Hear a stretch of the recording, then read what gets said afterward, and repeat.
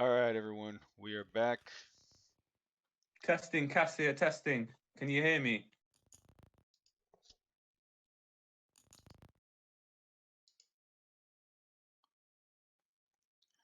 All right, everyone, we're back. Let's jump in. Give us a sound check, everyone. Give us a sound check. Let us know that you can hear the guys. Test, Cassia. Hello, am I a robot? It sounds pretty terrible, Ian.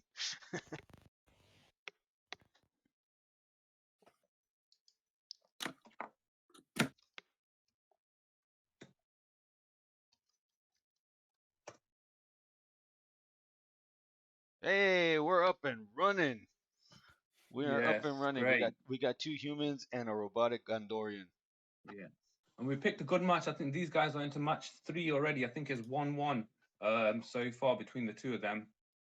Okay, well, this was an absolutely mitigated Swap the disaster. internal microphone. Hey, there we go. You're a lot better there, You're Ian. much better Is now. that any better? No, you're much better. Hey, you guys, why don't you go ahead and introduce yourselves to everybody? Who you is, what you is, while we're watching this game. Oh, I can't hear anything again. Yeah, you can hear. We can hear you saying you can't hear anything.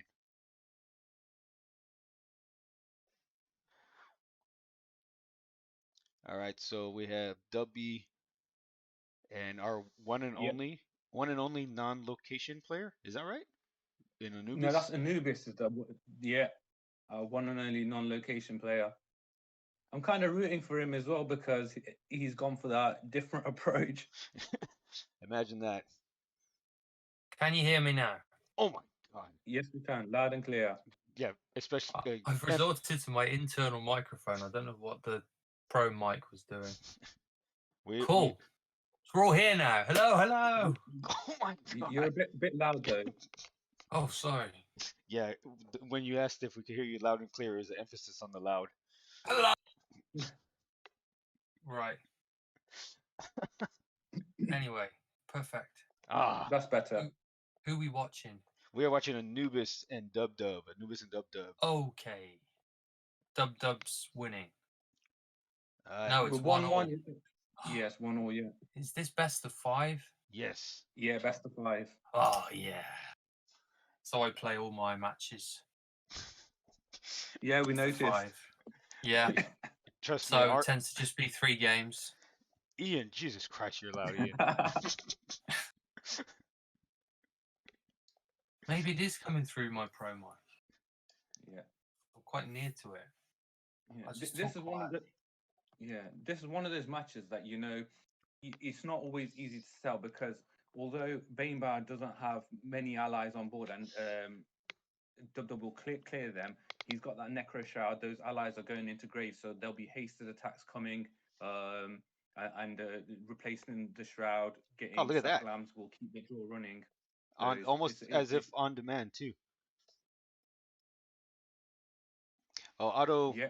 he's with his girlfriend, and we had him step out while we were trying to fix it, so we can try to bring him back in as long as he's by the ocean living the sweet life, and so we can hear seagulls and waves crashing, and then cars driving by. It was kind of awkward.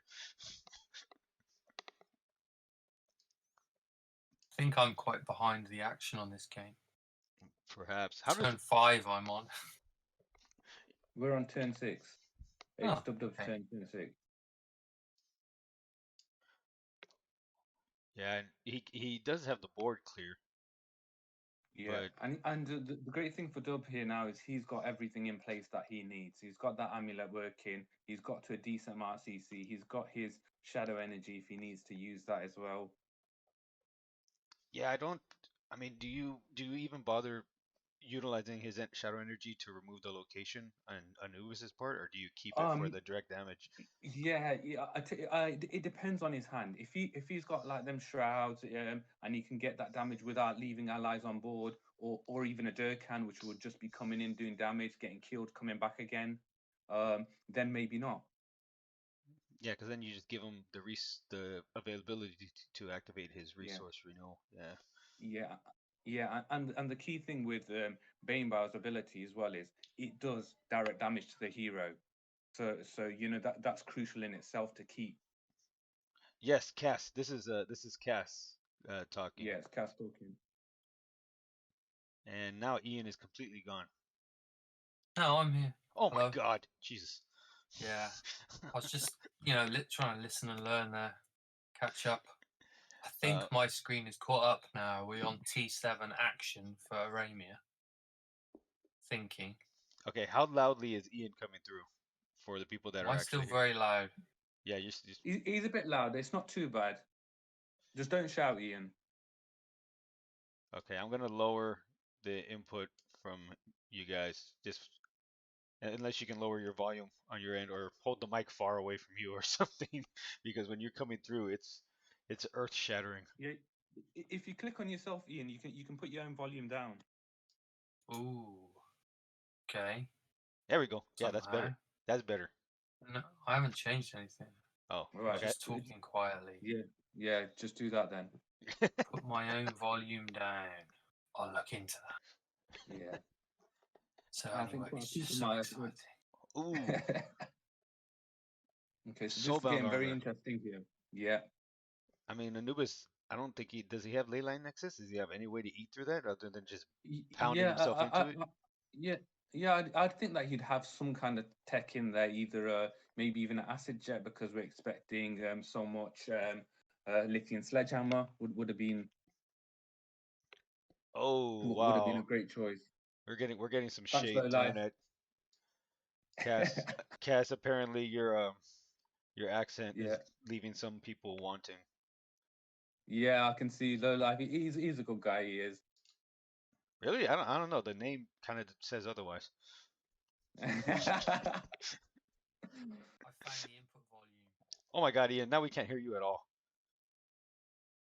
Wow. That's probably for the best. Right now, 80%. 80% Okay. volume. Any good? Yeah. People, and give us feedback on Gondo and Cass's They volume. just can't handle 100% of me. That's what it is. Hey, trust me, I don't know who can. I'm pretty sure Yeah, your we're wife's all in the same fine boat. now. I can't handle all of me. 16, What's 18, interesting- another machete. I Do you just think maybe machete's a bit too strong? yes. It teaches the weapon itself. I'm not too fussed about. I think that the biggest issue with machete is the passive ability of taking stealth away. I think that for a 3cc weapon which shuts down Moonstalker, gives Lance a hell of a lot of problems. For a 3cc weapon is just too much. When it comes in as a 2-4 for the cost of 3, that usually you Yeah. pay 5 for that, wouldn't you? Yeah. True. I could going up to 4cc. I think that could help it. But don't forget that to get that 2-4, it does have to have a location in play. Yeah, but that's maybe my you could just get an attack buff and not a durability buff as well, maybe. Yeah. yeah, One two or the three other. a 2-3 would likely be a good bet. And I still am of the mind that I don't believe I believe it should not be able to be or have any abilities activated by shadow energy or targeted by this way heroes can't, because I think the number one thing is like Dark Claw being able to bring in a 2-4 and then buff it up as well, and then have Yeah, to Tinker. 4, yeah. Yeah, it kind of Mm. that's what I would like to see done to it. I don't believe that a hero should be able to buff it up, just like how Sledgehammer was before, and then we took that away. You know, with Amber, it's Main kind of the question same thing. now: does Anubis have a poisoned well? Because that would be awesome now. Wouldn't it? That would be Imagine seeing Yeah. that old witch hit him for Yeah. like 7 damage. Yeah. Shame. Gorgeous. Yeah, we got a best of 3 here today, you guys, or best of 5, best of 5, best of 5. Don't listen to me. If there's one thing the stream proved yesterday is that I know nothing about this game, and I didn't know what cards were called. I kept going, Cass, what's the name of that card? And he'd be like, yeah, it's this card, you moron. I'm like, oh yeah. I called double strike, quick strike. What the hell? What is it called again? Bolt. Is that Speed going back strike. to hand? Speed. Jesus That's gone Christ. back to hand. That's good. Yeah. Shadow Bolt back to Yeah. hand. Nice. Play that out. Yeah. Don't. I tell you, I think Dub's got the edge here at the moment. He's got that ability damage, and he can really see this game out probably in a turn or two now if he's got that damage left in his deck. Boom. Anubis probably will take at least a couple more turns. Yeah, fire. Vince McMahon. Yeah, you know what? That Soulbound armor, right? I mean, does he have an answer to that? Yeah, I didn't get to watch enough of Anubis's games to know if he had a leyline nexus in there. Because if he doesn't, that thing is always going to be an yeah, issue. Because I think he has yeah, 2 or 3 of those in there. yeah. Surely he has to have something for it, but then do you draw it? And he's already worked 2 lots of damage into that as well. So Yeah, he's that would. wasted a lot of potential face damage on that armor already. And the one thing that we didn't comment Nice. on. Well done, Yeah. Durkan. Okay. So wait, but why play on both? Yeah. So you can easily kill that Durkan now. Unless he has another Durkan in hand. Yeah, but either way, yeah, it possibly there's a stun turret there as well, which would get rid of it no matter what. Oh, very true.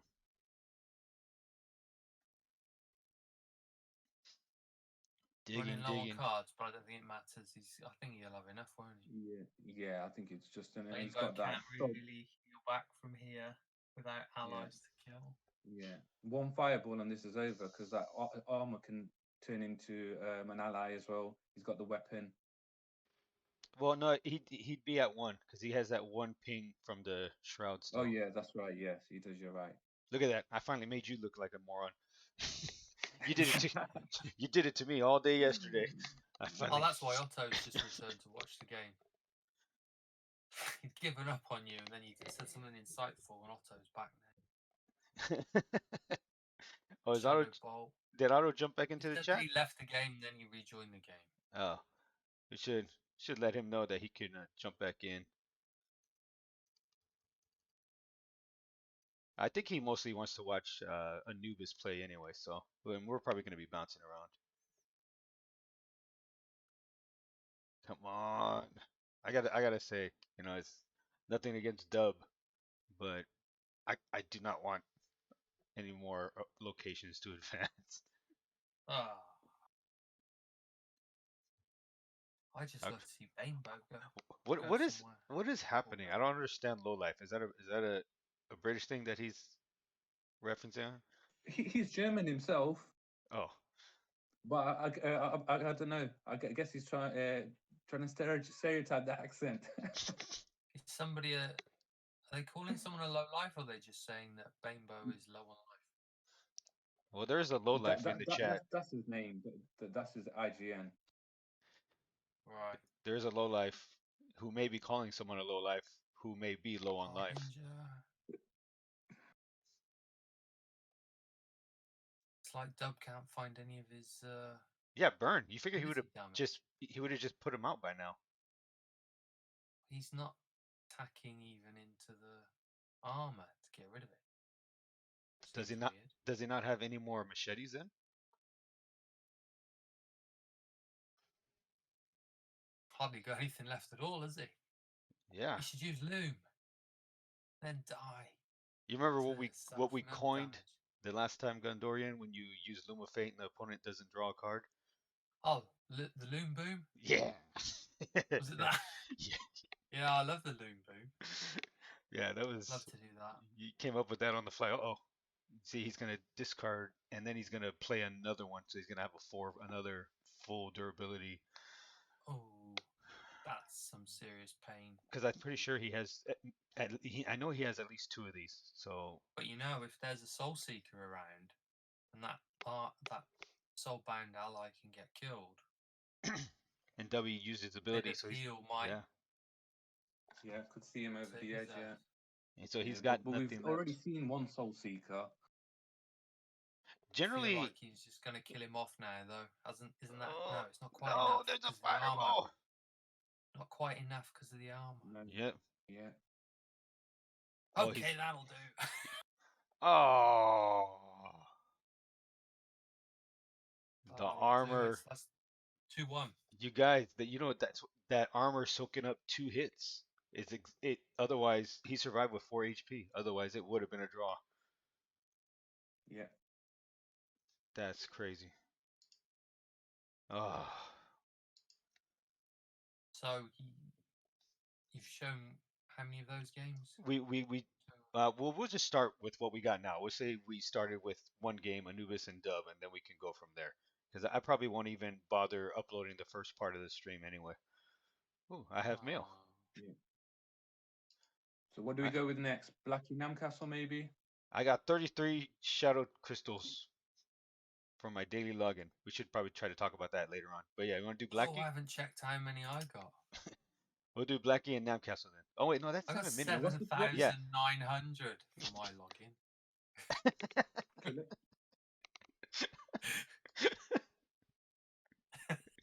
It's true.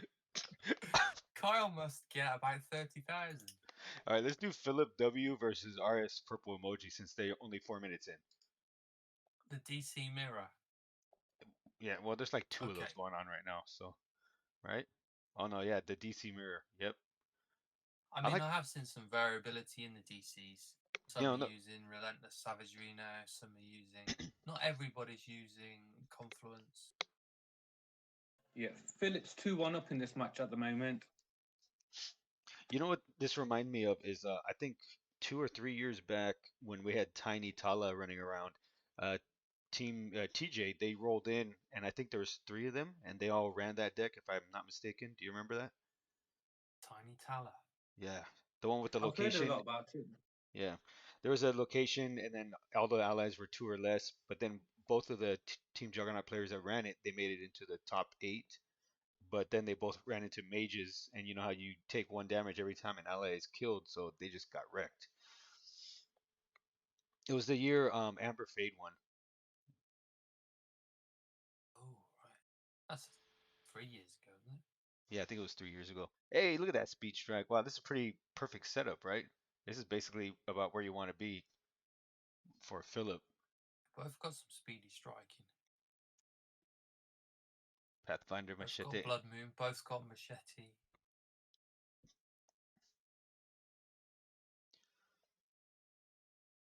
So Darklaw is doing a good job in this game.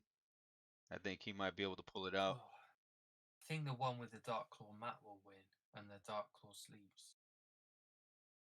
Well, it's not Dark Claw, is it? Well, it looks a lot like him, but it's Speed Strike. Yeah. Speed He's Strike. got Confluence The, going, the, yeah. the card that I called at least 5 different names yesterday. I even got the old school cards wrong. I think it was called Death Knight, Shadow Knight, or is it Shadow Knight or is it Death Knight? It's Shadow Knight. Ah, see, damn it. I don't know what's going on around here.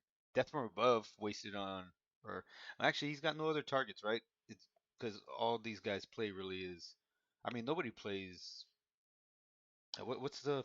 Damn it. See, here we go again. The 4 cost that recycles your Woven allies when they die. Soothjaw. Soothjaw. I haven't seen anybody with something like that. That's only if they die to combat damage, though, isn't it? Yeah, combat damage. I also wanted that to be ability damage, but that would be a bit much. Would be. With the current rest of the Woven pool, yeah. Confluence of Fate His comes down. Confluence going. Yeah, so they're both completely set up now. So now it's just going to be a matter of who gets more damage, what, with weapons, or who went first. I mean, because every time now they attack into each other, they're not taking anything back. I know campfire stories. How about them apples, Collie? I died mostly. Oh, there we go, savagery. Now this is what I got killed with yesterday playing Bayfighter. I actually got killed with the allies more than the hero.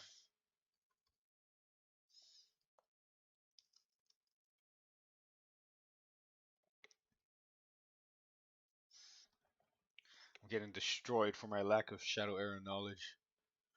Ooh. 21-8. So Phillips, if he wins this, he's through, yeah? Oh, he is? Well, I thought he was 2-1 up. Or am I making that up? You might be. I'm not. Emojis, GG and Yeah, at this point, it's. I mean, next turn he kills him anyway, so.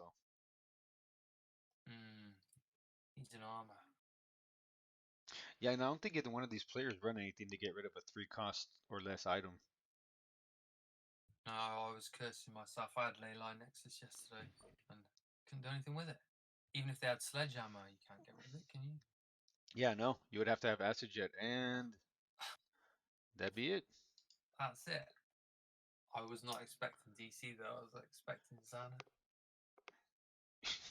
Didn't know Bayfighter played Dark Claw.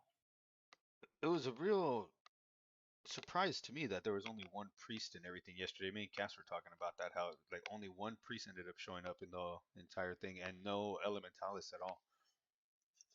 Well, they knew they'd be busy today, right? As a priest on a Sunday. Oh, so they knew off. Yeah, you know what? You're right. You can't be playing on Saturday and then have to drop out on Sunday because you got to do your. Yeah. That would have been rough. So what do you think? We got Namcastle and Blackie still. Wow, they're going 12 minutes long in that game. That's unusual. Nam Castle, my tag team partner, the tag team party. I can't even remember whether we won that or not. Hey I got there. to the final. Yeah, you got to the final. I lost, Ian. Oh, well, you ruined my memory. Can you just tell me that I won it? Yeah, me and Scott have got some nice little sleeves to commemorate that as well. All right. Well, The I'm Lego gonna Castle. I'm gonna jump back into Yes, the it is. Anubis matchup. Yes, I'm going Yeah. into Anubis and Dub Dub. Okay. Ah, So Elizabeth's Philip winner. is through. He is through. All right, so we got our first advancement in the day then.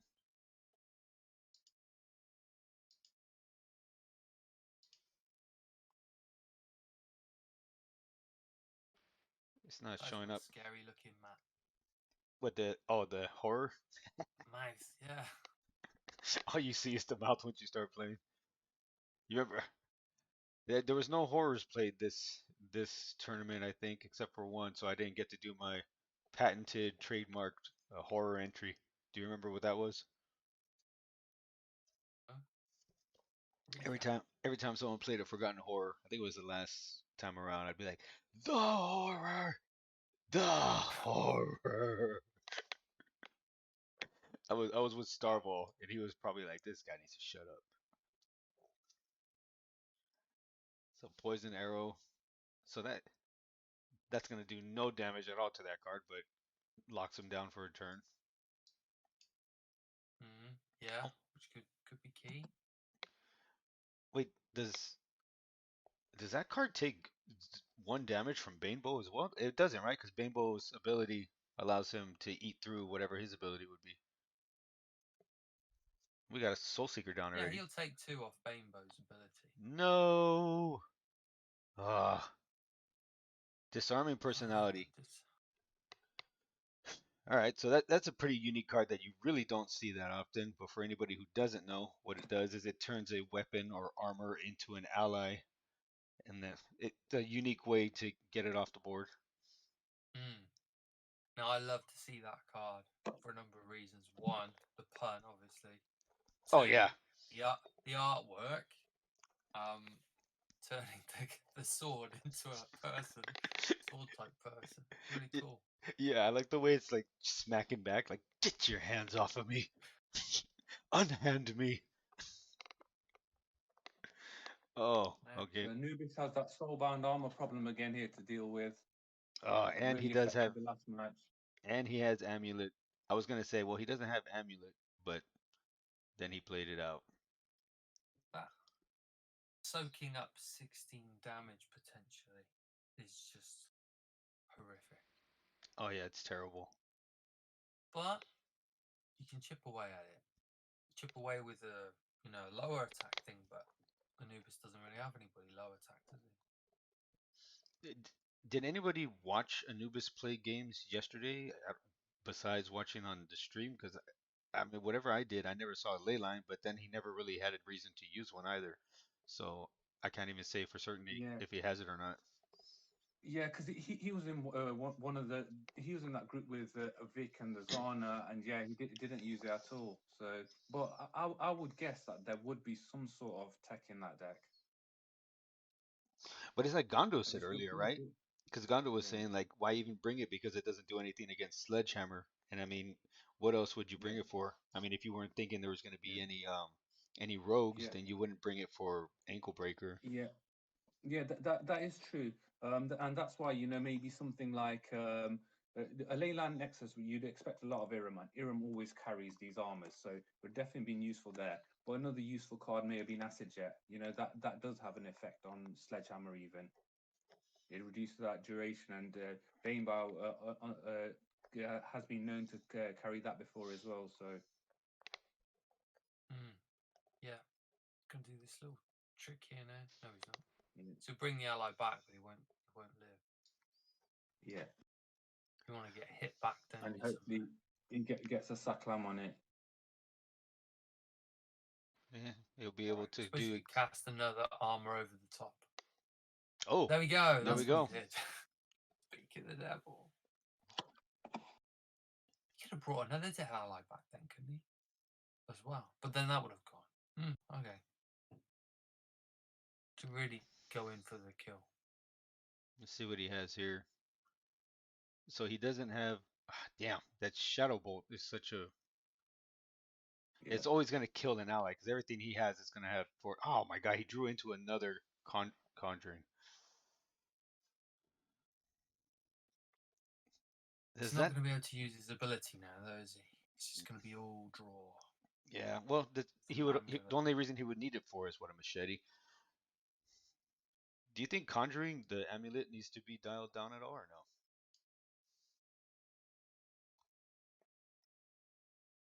I think it's strong, but it's in the right. I think it's in the right place. Is it just a combination of everything? It's just a combination of the location as well. All right, so he's going to be able to put down 4 damage here.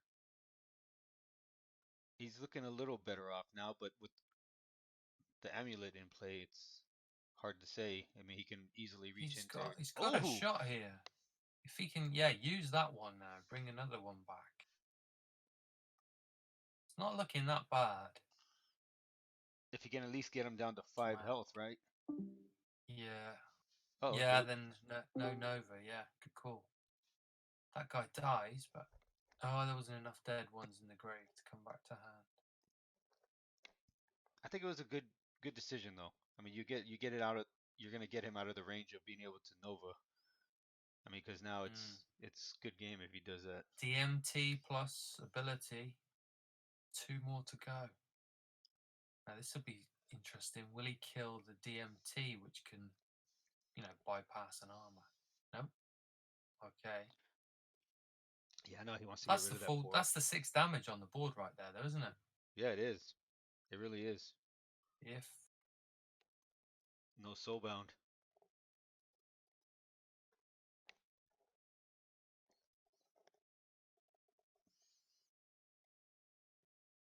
Man, I said it yesterday, but I love the way A1 has a variety in their playmats. The same general background, but the focal point is always different. You have horror, Shadow Knight. No. Yeah, that will. If the DMT can stick on the board, then Aramia's still dead in 2 turns. Right? Oh yeah, that's true. That's true. And he is going to stick. The best thing, the best thing for Anubis not to do now is to give any more allies as resource renewal. He may as well wait out an extra turn and just wait for that extra shadow energy. Boom. There we go. Okay, that's changed things. But he does. Ooh. If he has one more he shroud, he can find 2 from somewhere. Yeah, he's used what, 3 shrouds already? He needs one more, and just to pull back a DMT. That's his only way he's gonna get through this, right? Yeah. Well, he's got 2 hero abilities this turn and next turn. Yeah. And he needs just 2 more alongside that, 2 more damage. That's why I was like, hopefully he draws into one more shroud for that DMT. Yeah. That would be the ideal play. See, maybe I don't know what the cards' names are or what they do, but I know math. Game over if he does that. Doesn't look like he's got anything right now, though.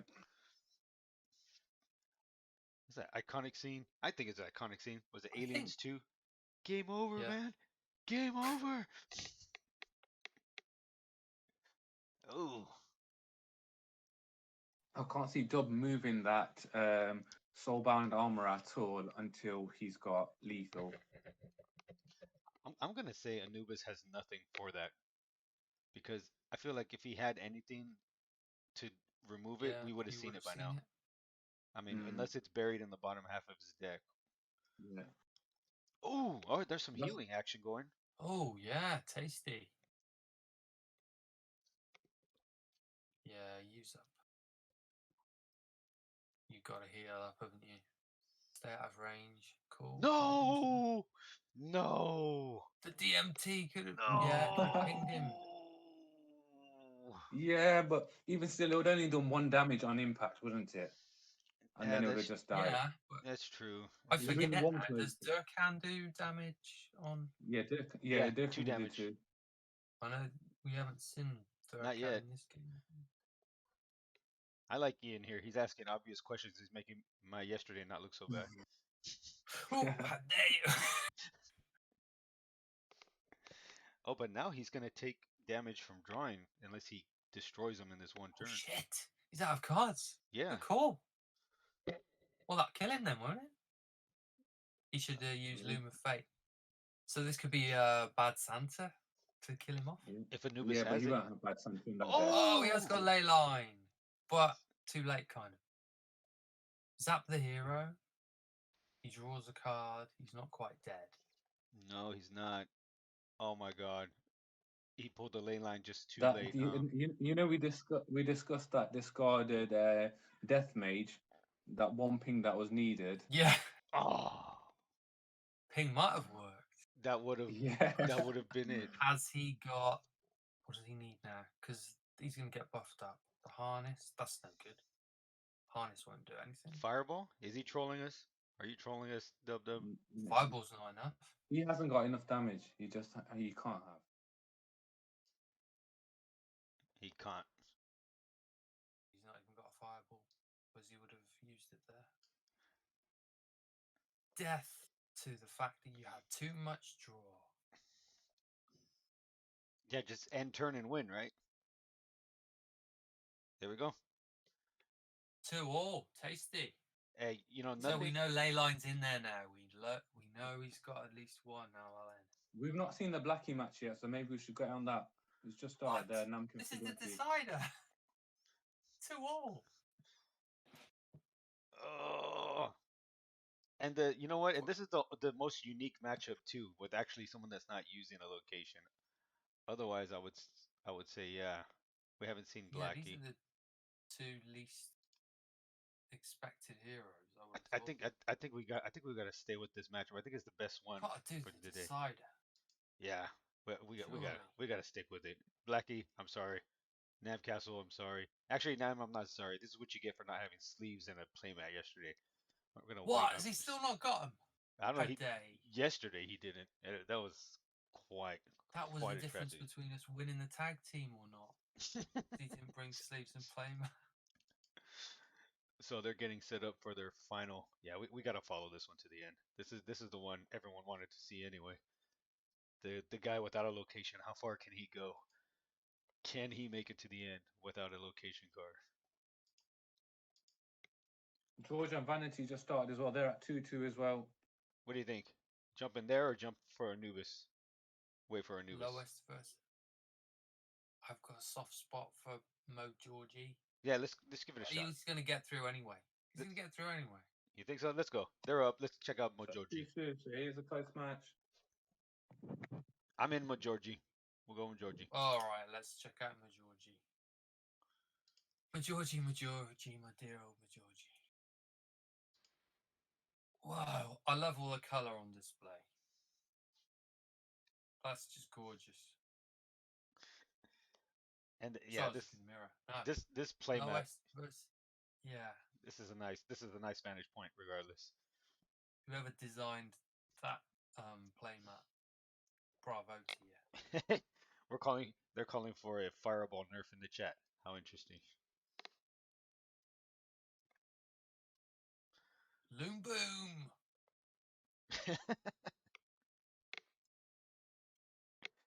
Santa Bomb, Loom Boom. You know, the other day I actually watched the Feed Bomb Dynamo YouTube video just to go back in time. That was pretty cool. The one from was it Blanket Effect? I think when he made that deck. Yeah. Oh yeah, TJ Matt is definitely top 5, probably top 2 or 3. I'm always gonna say XY. They had the best one. I love that one. Yeah, there's the KA mat as well. That white one, that's really nice. Oh yeah, the Asian guilds came hard with the mats. They were not here to play. Come on with Georgie. And I have a soft spot for Bloodfang too. I don't like the fact that the change to the Prophet will hurt Bloodfang too. It kind of bums me out. But it's necessary. Yeah. Oh, that's right. This is going to be a matter of who gets to keep their location and play the most, right? Like you want to hold off on playing yours so that it doesn't get covered, but at the same time you want to get the benefit from playing yours. So, I mean, Yeah. how do you balance that out? Tough call. That's assuming, they're holding it in their hand. But if they are, yeah. Do you play it and get it covered or not? Yeah, because generally you probably sacrifice one copy or maybe even two, right? Depending on your starting hand. But in matchups where you know both you and your opponent are playing locations, you're like, oh man, I gotta hang on to this. So you're holding it in your hand, you're thinking, don't even go there, girlfriend. Or not. Do you go to that location or not? That's your question. And he can't even remove it because he'd kill his one ally.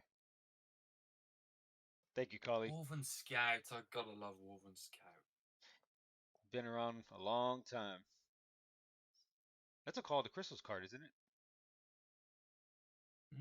Yeah. Hey, And Potato is back. Hello, Potato. Huh? Obsidian Potato seems to be a newer inductee into the game. He was asking a lot of questions about it. We were kind of giving him a rundown about the gameplay yesterday. All right. Potato. Obsidian Potato. And oh yeah, someone was telling me that we had some new people that might be watching. I forgot all about that. So if you wanted to break the game down in 60 seconds or less, Gondo, go. Shadow Hero, it's a battle between two heroes trying to get the health down to 0 each. There's how many classes? 7 classes. Some are specific to certain factions. They have different play styles. There's how many sets? 4 sets. Do we count campaign, which would be 5 sets? Yeah, I think we do. You don't do anything on the opponent's turn. That's one of the key differences between other things. The resource system, at the start of every turn, you're trying to decide whether to sacrifice, what to keep, what to save for later. And the games can tend to go, even though you can't do something on someone else's turn, games go forwards and backwards, and everyone seems to be fighting for the board, where all the allies are. That's really what you want. You want to get board control, because then you can smack face. Some heroes don't even use allies, though, and they're all about weapons or ability damage. You just got a good variety of stuff there. I mean, 32 heroes, you can't really run out of things to do, can you? So if you're new to the game, you've probably tried a few, you've probably seen loads. You just want to start building your collection, trying out different things. Nowadays, I just play for fun. And usually I'm sport for choice, actually, on which hero to play. Hey, that wasn't bad. That was pretty much right on 60 seconds as well. Was it really? I thought it was longer. I think he had like 52, like 3 seconds left. All right, nice. Yeah. So that's Shadow Hero in a nutshell. Yep. And then the gameplay, I like to tell people, it's pretty simple to learn for the most part. You at the start of your turn, you get rid of a card, so you gain resources, which is our mana for people who wonder, more comfortable with that terminology. And so that's where this strategy comes into play because you have to know the matchup that you're against and what cards are more pivotal in that matchup. And so you don't want to sacrifice something that you'll be needing later on that could be a pivotal card for your strategy.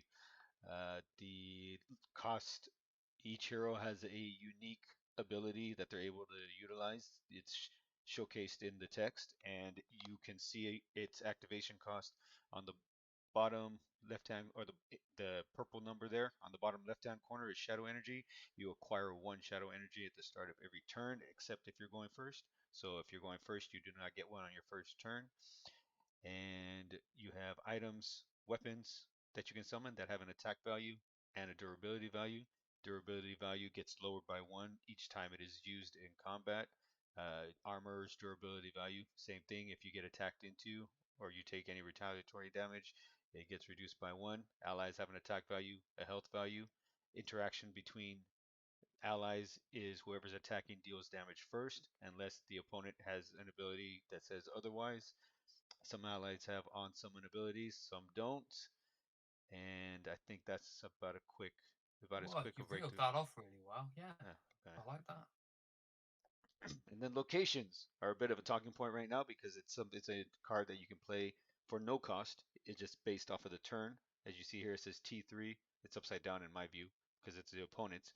But each side actually has a ability that can be utilized by its opponent or by the controller. And it's a talking point right now because there's some talk about them being a little too overbearing on the matches, but we'll see what happens. I'm sure some changes will probably be made. Did you say 7 out of the 8 people have locations? I did not. This is the first year where we have actually seen locations make such a big impact. Because before this, they have been Yeah, around that's for. right, Ian. Yes. Yeah. 7 out of 8 do have locations. And in this is where then they're probably naturally balancing each other out because if everyone's got them, they don't stick around for as long. So they're overbearing. Oh, Siri wanted to get involved. Siri, go away.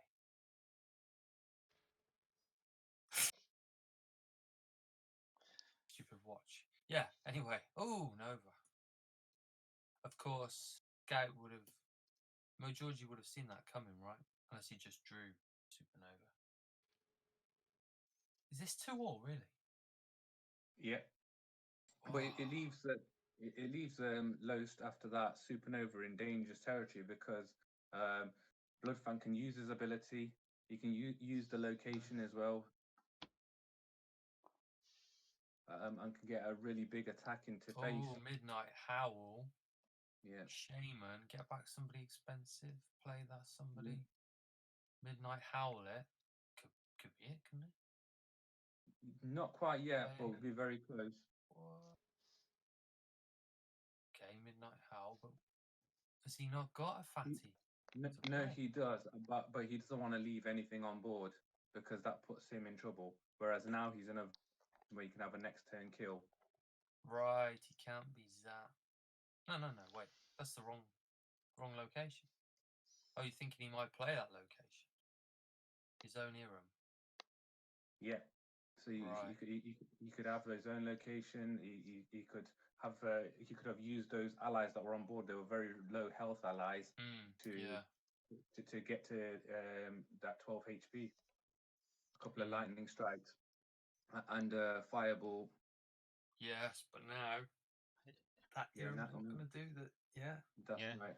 If Majorgy has a crusher in hand, though, when he summons it with his hero ability and haste it in, that's a game. Game, yeah.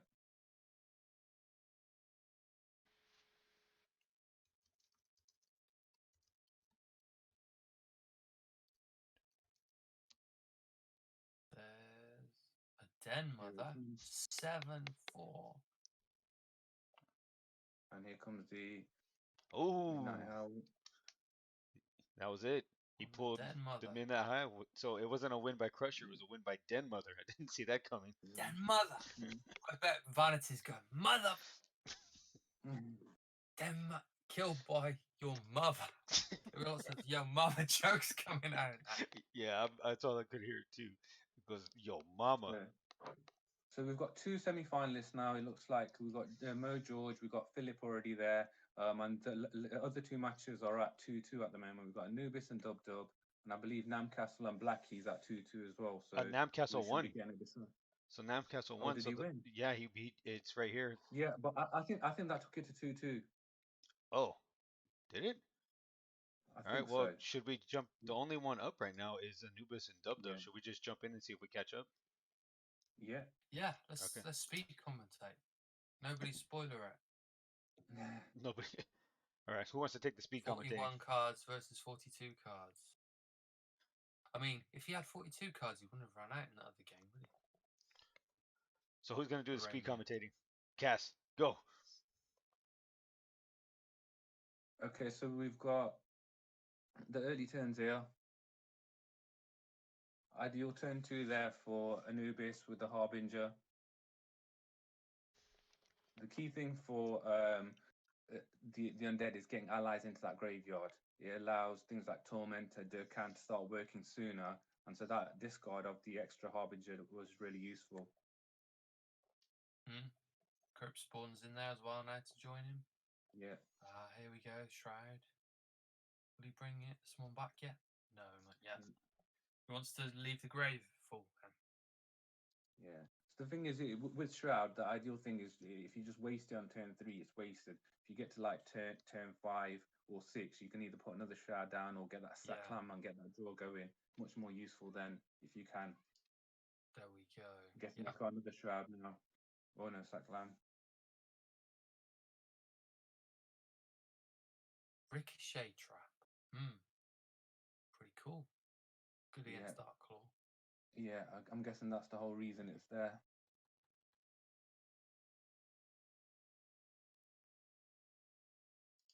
Aramia is literally working her magic now. Yeah, but does she have that last little piece that she needs, that amulet? Doesn't look like she does right now. That's the one thing that does missing right now because he's running low on cards. Oh, free card there via the loop. And a bad Santa. That's painful. Yeah. That's exactly what Dub needed. Anubis is going to do a lot next turn, though, I think. With 6. Yeah. Shroud. This match is going to go very close. Not an extra Shroud, though, but bang. Even the Distortion Harness saves a lot of damage, doesn't it? Yeah. And the thing there for Anubis was he removed the ally from graveyard to get that extra attack, and he didn't want to then do any more, leave an ally on board. But now he's got that problem that he's had the last few matches as well of that soulbound armor. Been a real problem for him, and it's been the key card that's kept Dub in those matches.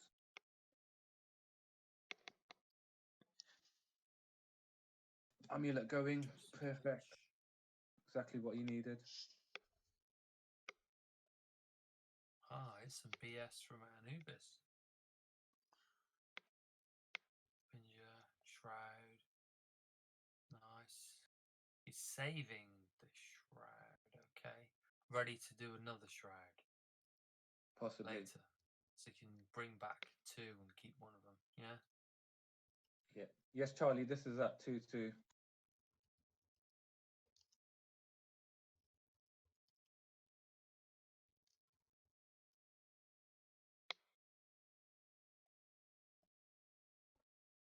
Right, Santa. Okay. Seeking that Shroud ability. Good call. The weapon, chip away. Didn't find another Shroud by the look of things. Whoa, that was a lot of resource left over there. Yeah. Again, it's this unwillingness to leave allies on board. Yeah, true. Because you get ended. Yeah. Another soulbound armor. This is looking really good for Dub now. Oh, yeah, that's got some heal. Heal up, man. Heal up. Good call. Yeah. And get some draw from it too.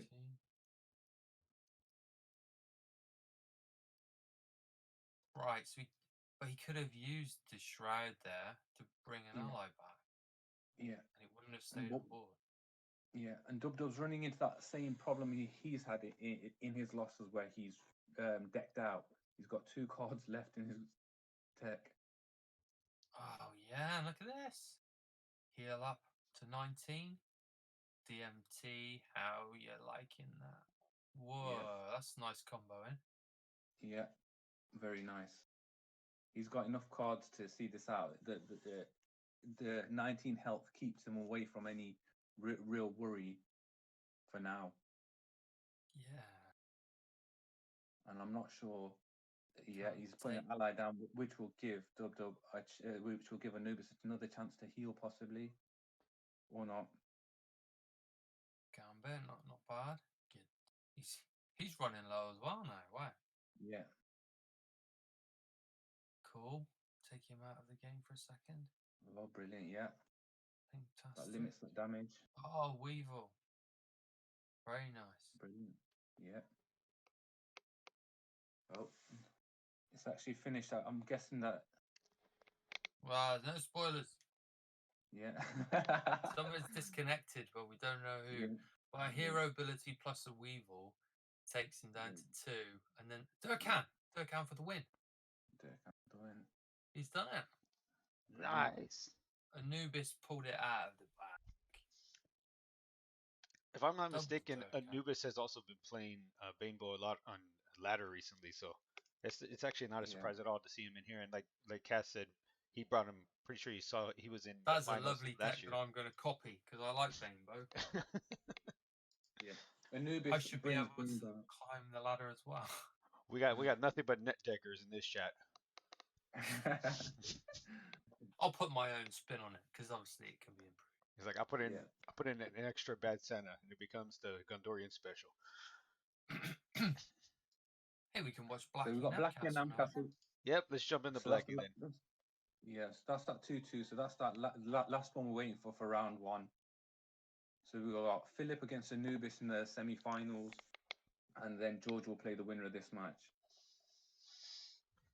How does this matchup? 'Cause remember, I was saying it yesterday, Gondo. I don't know if you were hearing it, but like I actually haven't played any Lowest, any Dark Claw. I can't bring myself to play any of these decks, so I don't know how the matchups. Right. I don't know how the matchups fare for this. Yeah, in this match, Dark Claw is the favorite. So because they both got that location battle going on, so there's always that resource renewal. But as you normally see in these type of matches, weapon heroes usually beat mages, and that's the case here.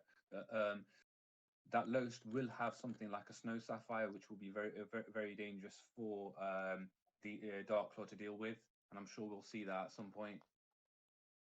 Wait, There's Namcastle so runs. many Wolven allies though that I would have Yeah. thought that the Irem location will do a lot of healing and Yeah. so on. Yeah, And it does. It does, but once that speed not strike's healing, attached, renewal. Yeah. Does Namcastle actually run Snow Sapphire? I'm not sure. I believe he will have some sort of armor, and yeah, Snow Sapphire is the go-to armor in Los, so I'm guessing so. I can't remember from yesterday for sure. It's that lowest Also- ability, you'll be able to get Yeah. rid of key weapons or Yeah, strike. anything. Also, this Namcastle deck is a bit different, where it carries Sorcerer as well, which you don't normally see in Lost. So that will be trouble for DC. So that does help even the match out a bit more. Oh, that's right. You were explaining his spin on this and how Namcastle has been one of the premier, or what is it, frontier players of this deck. Like he's always been on the forefront of this deck. He's really mastered it in the last few months. Yeah, that was after we tag teamed. After that, he learned a lot. Because he brought a low S deck, and then we teamed up, and I gave him some insights after playing with it. Oh, okay. So his performance and his placement in the top 8 is all due to your influence, is what you're saying. I wouldn't say all of it, but I'd claim 90% at least. Oh, okay. But that was humble of you. Yeah. Yeah. So what I think it was this deck, yeah, Sorcerer and so on. So he decided to remove Speed Strike. Not bad because that's going to reduce the renewal going on. Actually, I think the reason he did it is so the sorcerer could survive. Because otherwise he'd be able to take out the sorcerer next turn with his hero ability. Well, yeah, there would have been an ability. Yeah. The sorcerer would die, and 4 Yeah. resources would be renewed. Yeah. Oh, I do expect Sorcerer though is. I was going to say it does take the attention off the hero though. If he's wasting 6 damage on that sorcerer, well done. Keeps lowest, fairly healthy.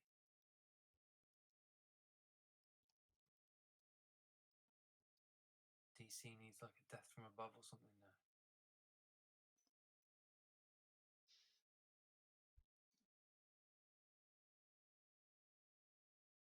Guys, I'm going to jump off for a bit. I'll be back in a bit for the semi-finals. Yeah. All right, my man. Okay. Thanks for jumping in while you're good. Yeah. Okay. All right. All right. Well, captured prey on the. I wonder if he has ALR. I'm trying to think. did he have it? That I would don't be an think we did have it. interesting The tech. lowest. Well, you know, if he can get up to 5 shadow energy and then surprise, I've remove this 2 damage for the win. Unlikely. But I always forget that against, say, Jericho. Always forget that his ability can remove attachments because he's so often using the shadow energy for other things. Or even Jericho's ability to remove a negative effect. Like, haha, I'm no longer disabled. Smash.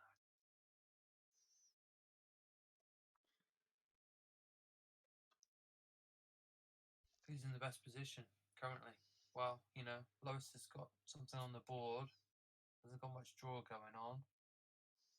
DC wants to find his location, I guess.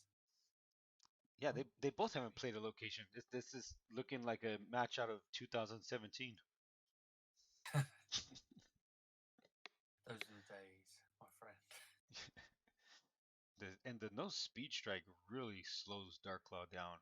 I mean, I was wondering if maybe it would have been better to get rid of Confluence, but I think particularly maybe in this matchup, it's speed strike that's a bigger issue, right? Because you don't want the mages don't want. Well, nobody wants it, but it feels like I guess maybe that was the right call. It What would just gives so much value to the Dark Claw ability, doesn't it? Yeah, especially when they have Right. Jeweler's Dream in play too. I mean, because he decided not to activate his weapon ability, just because he feels like there's no value in it if he can only hit once. Yeah, save it up. He's like, I can only hit once with this thing. It's a waste. So he goes into the weapon or into the ally. Yeah, you go into the weapon and he can kill him. He can kill him next turn anyway. Whether it be with the weapon ability or the tinker. I think you want to chip away at it, don't you?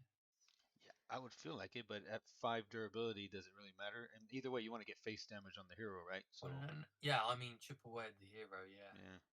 Keep getting him closer because I think this deck obviously got 4 fireballs, 3 lightning strikes maybe, 2 novas.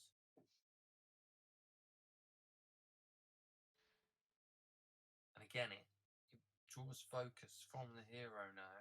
Then that come kill my Rune Bearer. Especially if, you know, they clear the Rune Bearer out of the way, they're left with an ally on the board, then you go, bam, hero, thank you. I mean, both of these are in lightning strike range as well.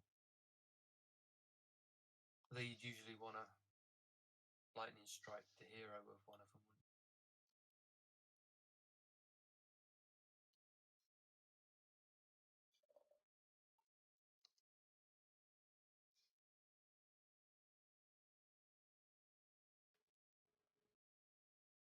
He's really tempted a supernova now, isn't he?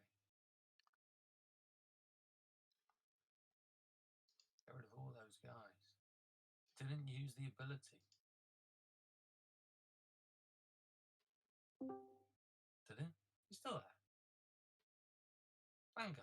Yeah, sorry. Oh, right. I'm looking at the chat, and then Vanity says he would like to jump in, so I was going to send him the link. Not Vanity. Sure, had him. Looks like Is he going to be behind though and watching? Yeah, it looks like Leo is trying to join, but he has himself muted. I wonder if he knows that. Right. Hello, guys. Oh, Leo. Good Quite call. loud. Yeah, you're coming in like Gondo was at first. It was Yeah, pretty I had brutal. to drop to 80. Can you hear me or? Should be more silent now. Hey, and Vanity's here too. Welcome, gentlemen. Welcome. Why don't you go ahead and introduce yourselves? Okay, everyone. Oh my gosh, Vanity, you're terrible. You sound like the Terminator. What do you mean? You're echoey. It's like you're talking to me from heaven or hell or both. I'm not sure.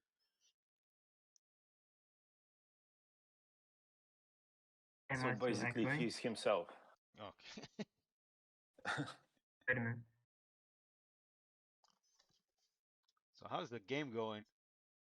We are looking good. Say I'll be back. We got a fireball on the Tinker. Just got to get rid of the allies. Get to the Still not played chopper.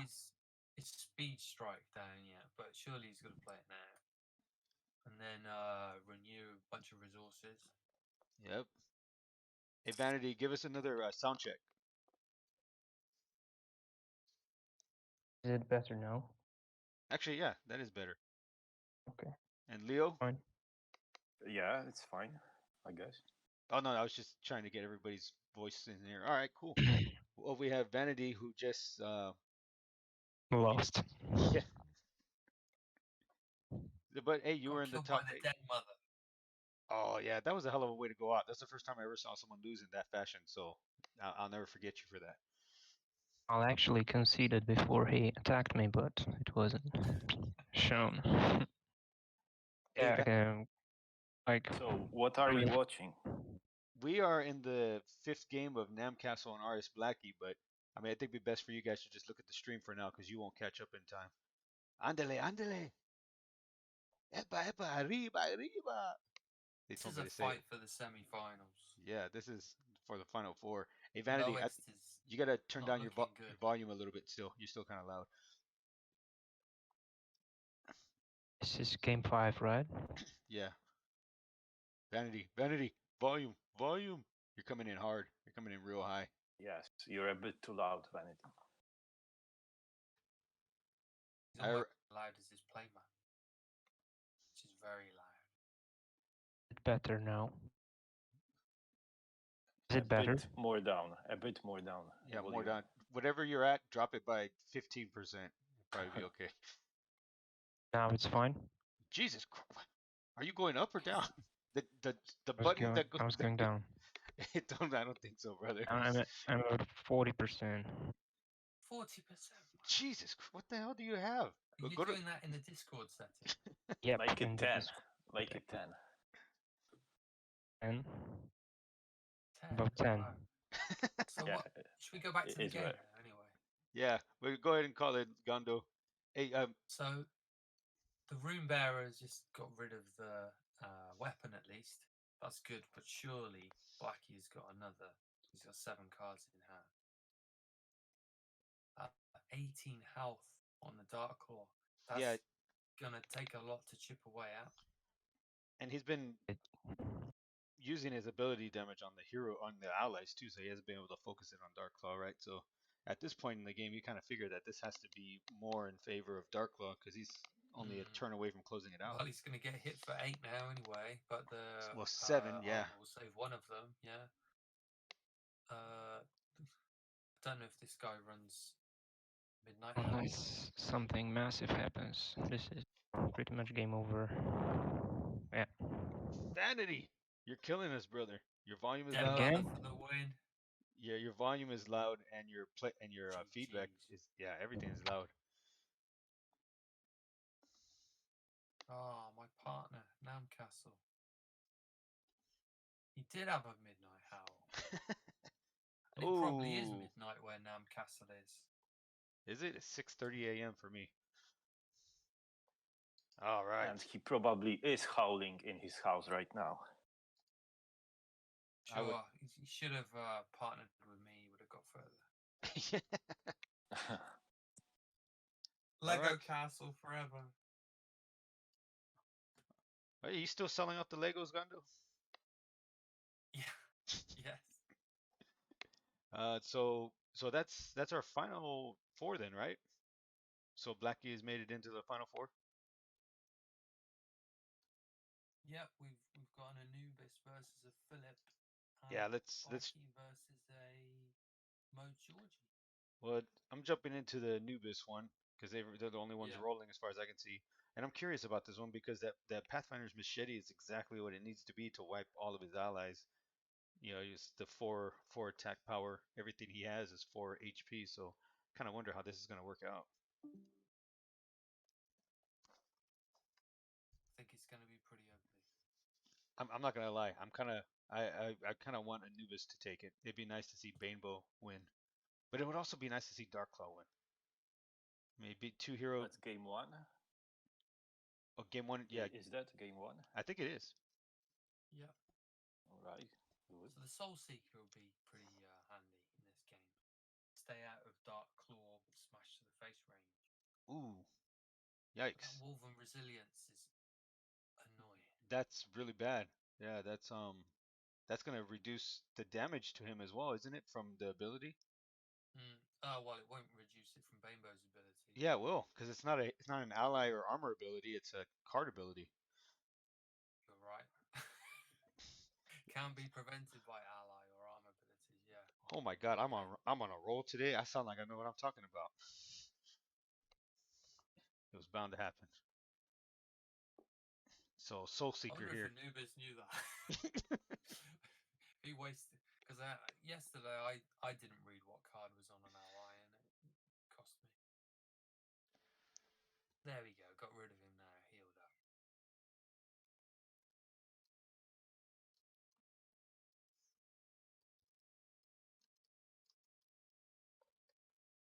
Somehow I can hear my family in the background. They must be talking very loudly. So a nice Forgotten Horror playmat there. I Oh can yeah, see. it's really Oh nice. yes. I think my favorite one Lovely. from the A1 playmats though is the one with Eris. That one looks really nice. Isn't it a new one by A1? I I don't know. think that is new. Philip's disconnected already, but I suppose we were about 6 minutes behind. Yeah, no spoilers. No spoiling.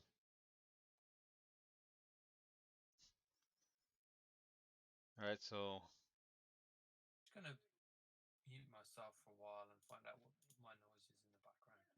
we don't hear anything. It's Oh, okay. yeah, Seems okay. I don't hear anything coming across if that's what you're worried about. Okay. I think and from the looks of it, it seems like Philip probably took this because he's wearing down Banebo pretty quickly here.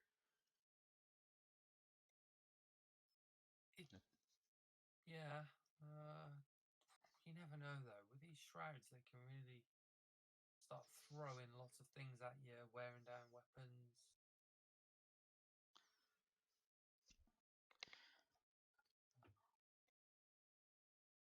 But obviously, that's going to be painful.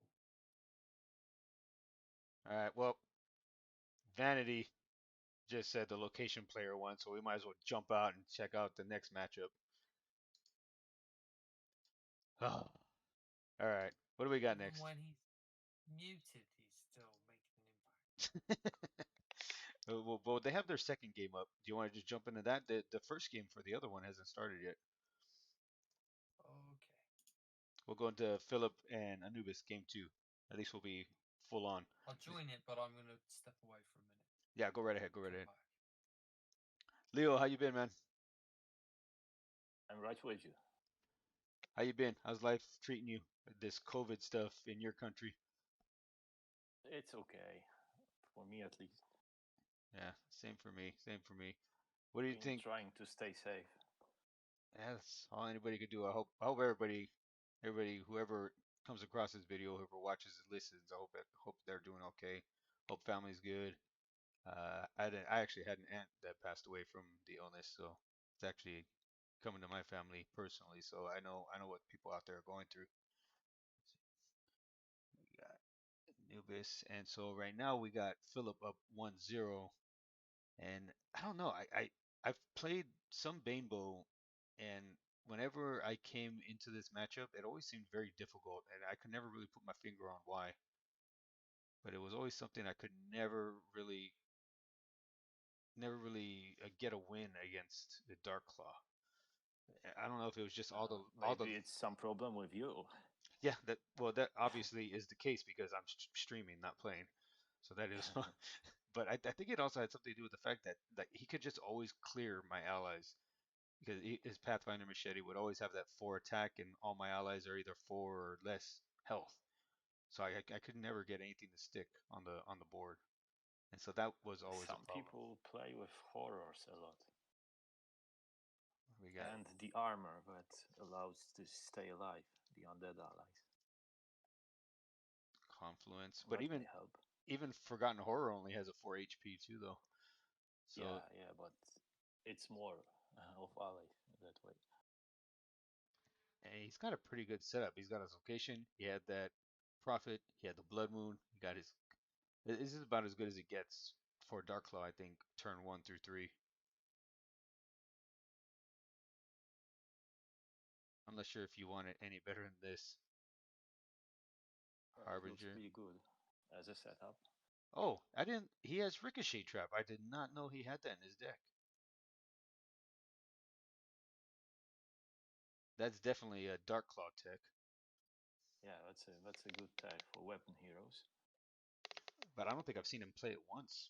I wonder how many copies he has, or if he's just been sacrificed or been resourcing it just because it just wasn't viable at the time when he pulled it. We'll see if it turns out effective in this match. And at all. Wow, another Blood Moon. He's just got draw flowing right now. But he left a lot of allies on the board, so no weapon? Yeah. I don't think everything is going smooth for him right now. Turn 1 through 3 Because- looked really good. They were like pitch perfect, perfect. Picture yeah, perfect. but then you need a follow-up, and it's lacking. Maybe he doesn't have a weapon. Yeah, even the Death Collector is almost kind of a tech card because you're able to thin out the Woven Allies from the graveyard. That was actually why I was playing it, because I was like, oh, I figured if I have Death Collector and if I have Weevil Crossbow, that kind of two things that would help me out. And then you have what do you got? You have Sacked Lamb for the allies that get crippled. Yeah, S- capture prey. Yeah, so it just felt like it would be a natural counter, but damn, it just never really worked out that way. Once they get rolling, it was just really, really tough to keep up with them. It's not just the cards that you need, but you need the flow of them. Yeah. So in a sequence, it needs to get well in a sequence as well.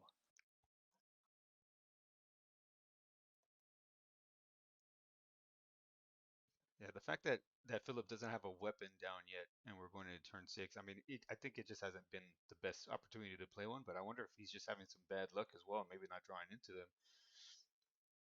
Yeah, so it's possible. All right. Draw some cards. Take some damage. This is very optimal start. It's looking really good for him right now. For Banebo, you mean? Yeah, because I mean Philip had a really slow get go after those first 3 turns, and he's falling behind real. At this point, you Yeah, start getting to the point where Banebo just pings you down with that Necroma Shroud hasted in Darklo damage. isn't even resourcing anymore. Even though he's got a great draw, he's not resourcing more. Which is downplay, because if you have such a great draw, you should be resourcing more to be able to do more. So I don't know what's going on there, really. Yeah, he's in a tough spot because he needs to cripple the Death Collector. Okay, here we go. So He's found a weapon, but if he's gonna recover from that, let's see. so he'll probably kill the Harbinger and then play out a captured prey on the Death Collector. I think that's the most optimal thing he can do right now.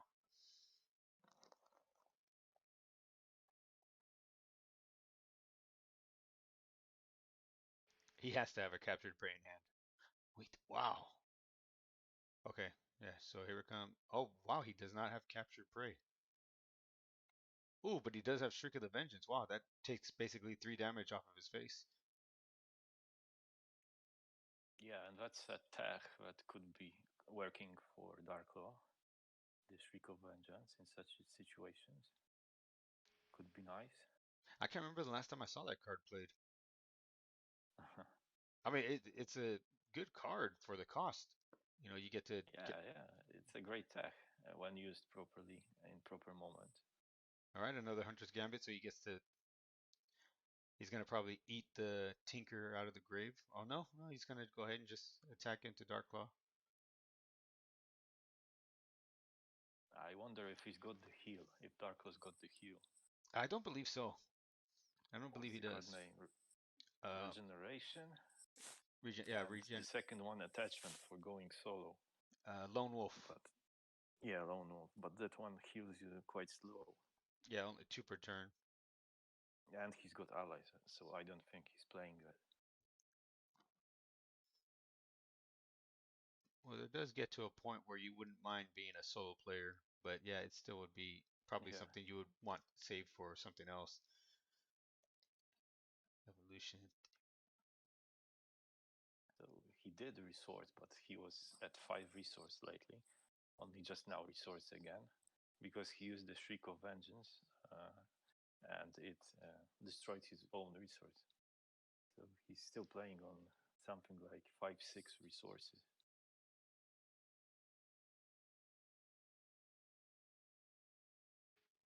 But I guess you can get Oh, away with that if you have the location wow. that cheats the resources. That Yeah, is. and that was a nice And he's crusher. Yeah, ouch. that's the crusher. And he's a turn away from being able to get rid of it, because he's still going to need one more turn to be able to ping it for 2. So he's going to end up taking a hit from that crusher, regardless.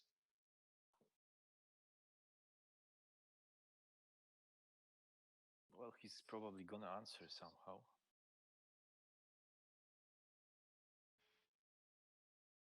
All right, so. Yeah. Oh, nice. Very, There you go. There you go. That's right. I forget Anubis. He has a lot of control in his Bane bow. He has a perfect shot. He has poison arrow, and he has the ricochet trap. So he put a different spin on it. A majority of the no, a majority of the undead Bane bows don't actually tend to have that. They just focus on their early game pressure and being able to true. take out their opponent quickly with those And small all options. neatly packed up in a 40 card deck, isn't that? Yep. Oh, here comes the Yeah. damage. Here comes the damage. Whew. The pressure is there by Darklaw. Yep, definitely is. I don't think he can make the 12 damage in time. If he were Scarvox, he wouldn't care at this moment. It's like the only time you can actually say that. Skurvox, Yeah. But I'm just trying to think. I mean, even if he drew into back-to-back shrouds, 4, 8, maybe if he also pulls into a Weevil, a couple Weevils, he needs 2 shrouds, 2 Weevils, and be able to bring back the Death Collector and buff it I each think time. he's thinking whether to maybe go face. Because, it's only 12 health there on the Darklaw. So maybe it's better for him to just go face. Okay, here we go.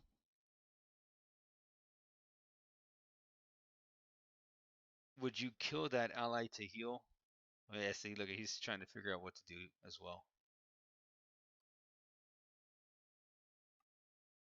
I'm not sure what I would do here. Do you ping down and attack into the Woven Prophet, or do you attack into face? Since Darklaw doesn't have his weapon buffed up, and you only take 1 in retaliation instead of 3. Yeah, that's probably the better play. Because otherwise you take 2 hits from Relentless Savagery next turn. I think he's missing some draw and cards. He's low on cards. So he doesn't have many options. He's basically at full health again, so he's given himself more time to be able to draw into what he needs to close this out. So Yeah, but he needs a draw. And that Gambit barely helps. It's just 2 cards. I think he has 3 Bad Santas as well. I think it was 3 or 2. So he has Bad Santa, he has Sacrificial Lamb, and then he has the Gambit. So I haven't seen him play another Santa, so he's just, oh wow, to eat away at that last durability. That's unfortunate. Claude doesn't use his ability. He could do more damage, but he's playing conservative, saving that for what may come.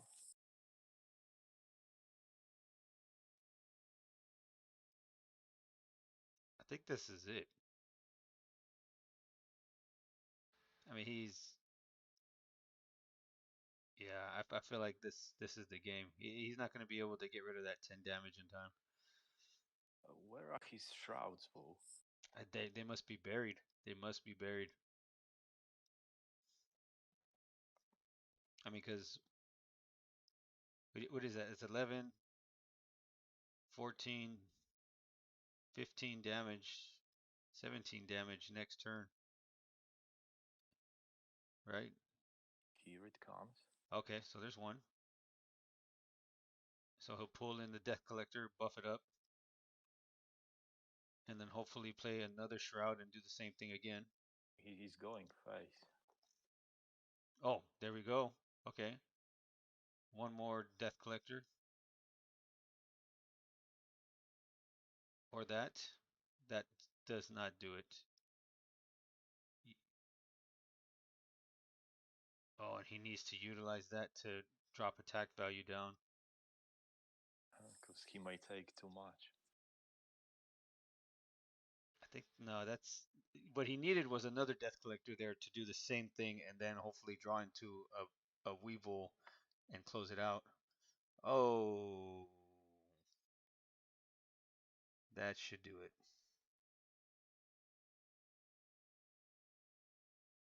Hammer time. Yeah, unfortunately. Yeah, I mean it is a if you feel like you have the tools as Undead Banebolg to pull this out because you have what you need, you have a way to clear the graveyard of allies, you have a way to whittle down the enemy's weapons with Weevil, but it just does not turn out that way. And yeah, it's a bad matchup, but I mean honestly, he's gonna end up running into a Dark Claw eventually, so it's something that he's not gonna be able to avoid. Yeah, yeah. Who's the other matchup? How come we only have them going?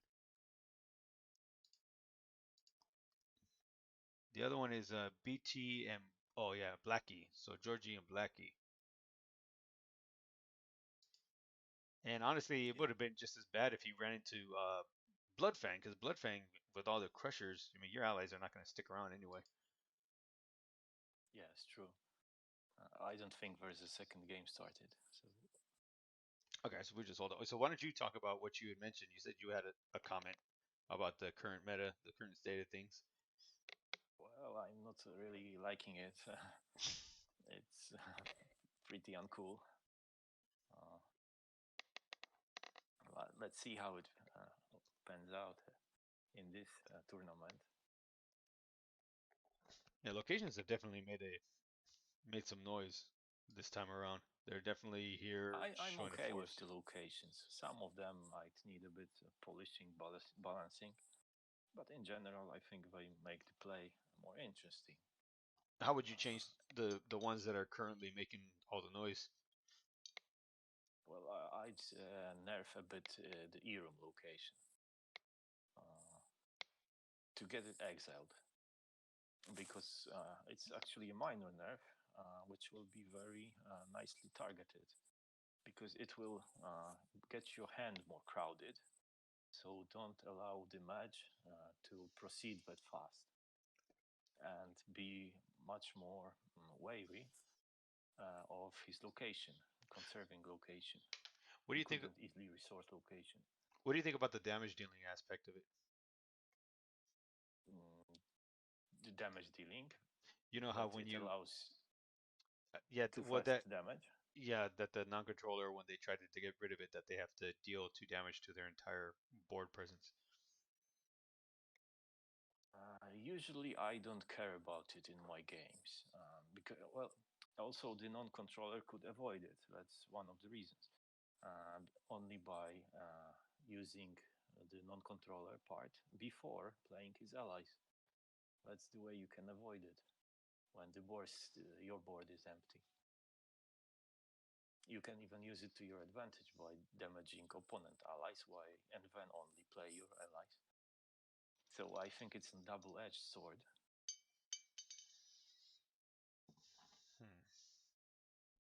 And wow, it looks like Anubis is playing again. We'll just jump in there. We're still waiting for Blackie and Namcastle to get started again. All right. So this is game 3. So I mean, I honestly don't expect this to go any differently than the first 2, unfortunately. Anubis versus Philip, you're watching? Yeah, because Blackie and Okay. Namcastle hadn't started again. But it's just I mean, there was even that moment where you went, you know what, Darkclaw or Philip is just not doing much. I mean, what were we in turn 7, turn 8? And we're like, yeah, he's just not having the best game going. And it didn't matter. It still didn't matter in the end. When he eventually got what he needed, he deals too much damage too quickly and can Yeah, it's very explosive deck. Oh, that Bad Santa would have been nice to have on the next turn. It has lots of sources of damage, like this Midnight Howl. First, start with weapons with low-cost allies, Swarm. Then you can easily finish with Midnight Howl and Hasted allies. With big damage, like Crusher. I think he only has 1 or 2 crushers, but I mean the last one came in at a extremely pivotal moment. It might have been the match that at that time having that crusher come in at that time to The remove fact the is death that you closer. don't need many. You only need 1 because they come back to your hand with Yeah, the Midnight Howl attachment. So that it's is kind true. of unfair. It's pretty unfair, in fact. You know, it's funny though because the Midnight Howl has been around forever and nobody has ever said anything Yeah, about it. but it didn't have too good support, too good cards around it to support it. Well, And now it does, and that's a difference. well, Crusher has It been all around. aligns together. Crusher's been around for what 2, 3 years already, has it not? It's just you know what it is eventually there's always a player that figures something out, puts something together, and then everybody goes, "This is a mess. Get rid of it." No, you know what's the game changer? The game changer is that The location. the Prophet, Oh, the Prophet, allows yeah. you to collect these attachments, and then everything easily falls into place. This is what changed. Even Prophet has been around for a little bit, but he got changed, right? His ability got reworked Yeah, recently. All right, so he's gonna able to clear the Prophet. The relentless savagery really made an impact in this game too. That extra 2 damage that you can just recycle over and over again. Confluence of Fate. Oh wow, he played that at full cost.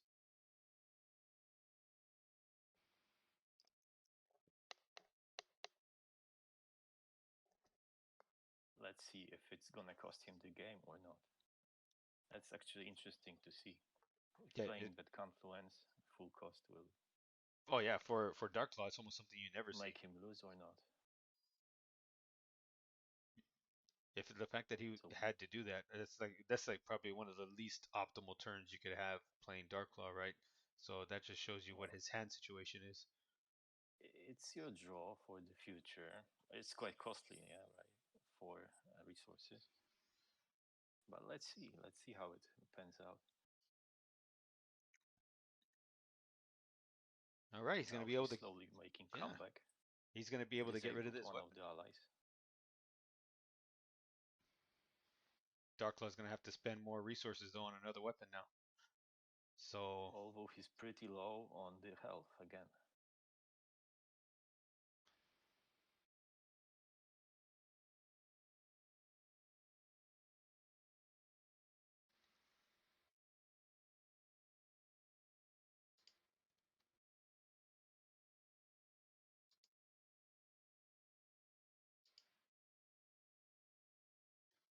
What is he going to do?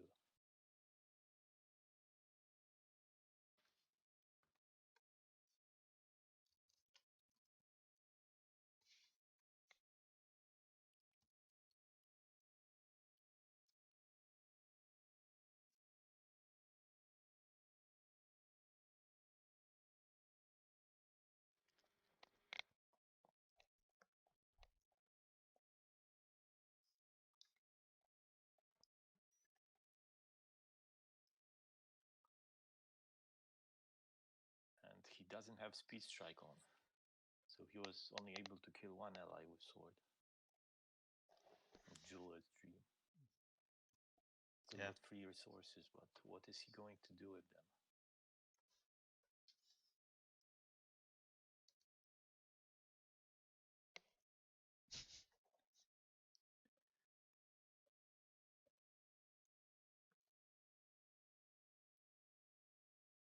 Yeah, he's really thinking. Oh, please, Tinker. Okay.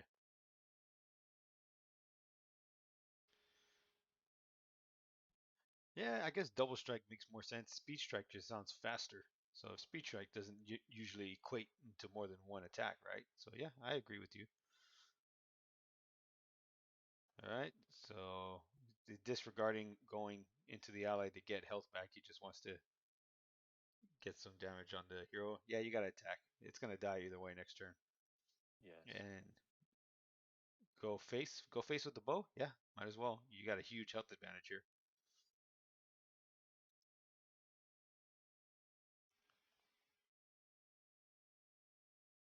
Soul Seeker. Found his location finally. And Prophet begins his hand filling process.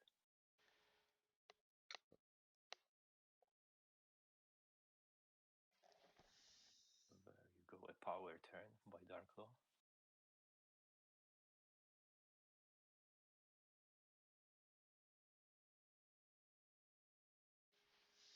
All right, so he shut down the board, so he doesn't have to worry about those allies hitting him anymore.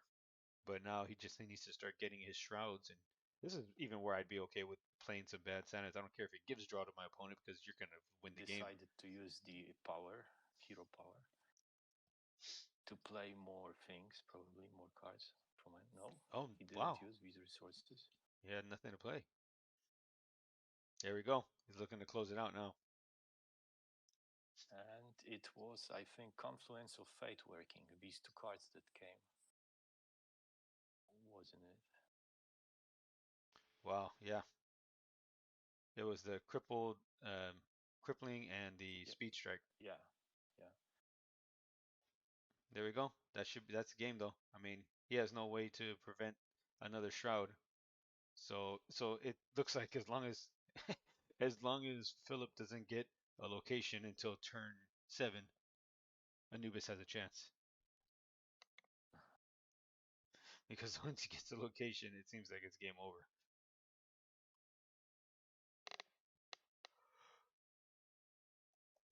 Well, I can hardly see him winning this. Yeah. Yep, there we go. So that does it That's for a that game. one. Anubis found the shroud. I can hear your dog in the back. Yeah, it's he's barking at the children. Oh, He's okay. very territorial. Yeah, Wait a second, I need to silence him down.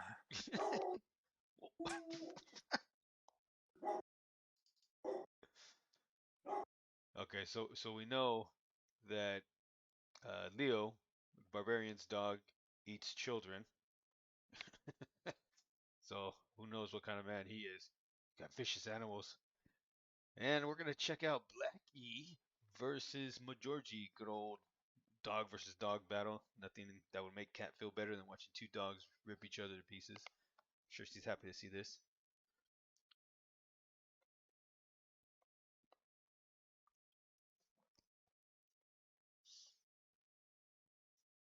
I like the Black Templars, Matt.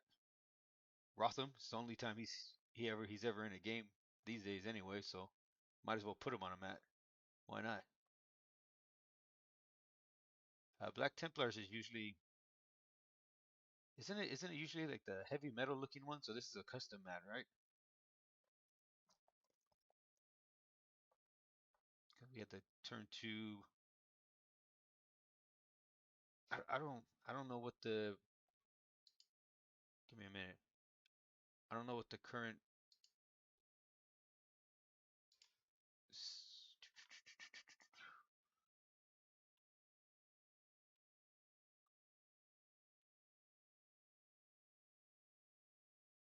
I was gonna say I don't know what the current setting is for these players. I don't know who's up, who's down.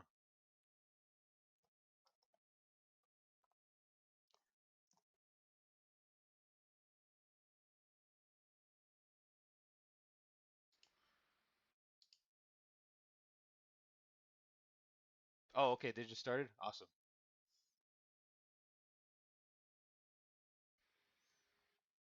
All right. There's the first Lackmeyer. Confluence. All right. Getting his draw established. So pretty much, if I'm not mistaken, this is basically the optimal turn setting that you want, right?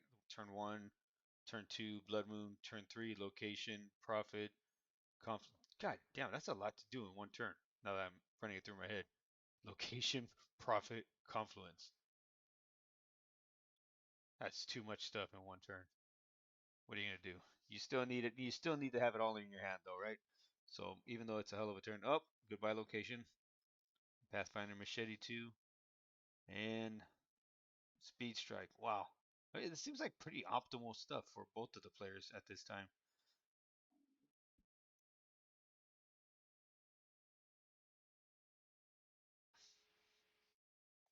All right, I'm back. Which turn are you on? I'm on turn 4 for Blackie versus Majorgi. All right, I think I should be soon joining you. Right now I'm at turn 3. Are the children safe? Yeah, because they are outside. Okay, just wanted to be sure. Well, my dog only sounds dangerous, but she's not dangerous. Oh. But she just loves barking on the noises. Well, we have, at the moment, we have the location, as they said, the location wars have begun. So you had Majorgi had his location down first to help him get established with his Confluence of Fate. And then Blackie went ahead and covered it up with his own. And Georgie actually decided to go ahead and remove the passive ability so that Blackie wouldn't get any draw from the death of the Tinker. It holds back his hero ability by one turn, but maybe if he feels it's worth it, I'm going to go with him. He's obviously much better at this game than I am. Oh, Captured Prey. I find it so incredible that one card can all of a sudden make so many cards just so much better. I mean, Prophet has made Captured Prey. Captured Prey. I mean, honestly, before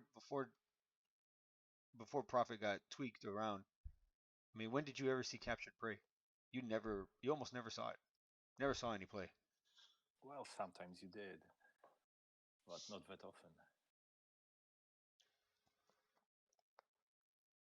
Right now, everything falls into place because all the attachments, useful attachments, and the location complement each other.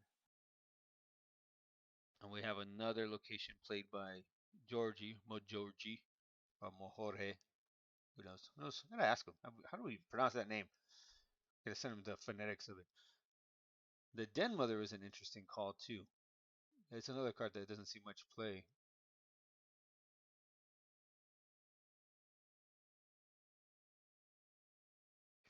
If I remember right, it's kind of like a semi protector, right? I gotta switch back over so I can see. Yeah, it's something like that. It makes protector, I think, of the allies adjacent to it, the Wolven allies adjacent to it. Yeah, and I didn't know this. Den Mother can't Before be you can attacked. attack Yeah, he can't the attack her actual either. Den Mother. He can't attack Yeah, Den Mother. Wow, that's so it's almost like a indirect, uh, Protector, yeah. and also kind of a tech card for Dark Claw because Dark Claw, even though it's only got 3 health, Dark Claw can't clear it. And even if you cripple it with Captured Prey, it's still gonna be doing what it needs to do Yeah, for its the allies effect, next to it. yes. It's a nice call.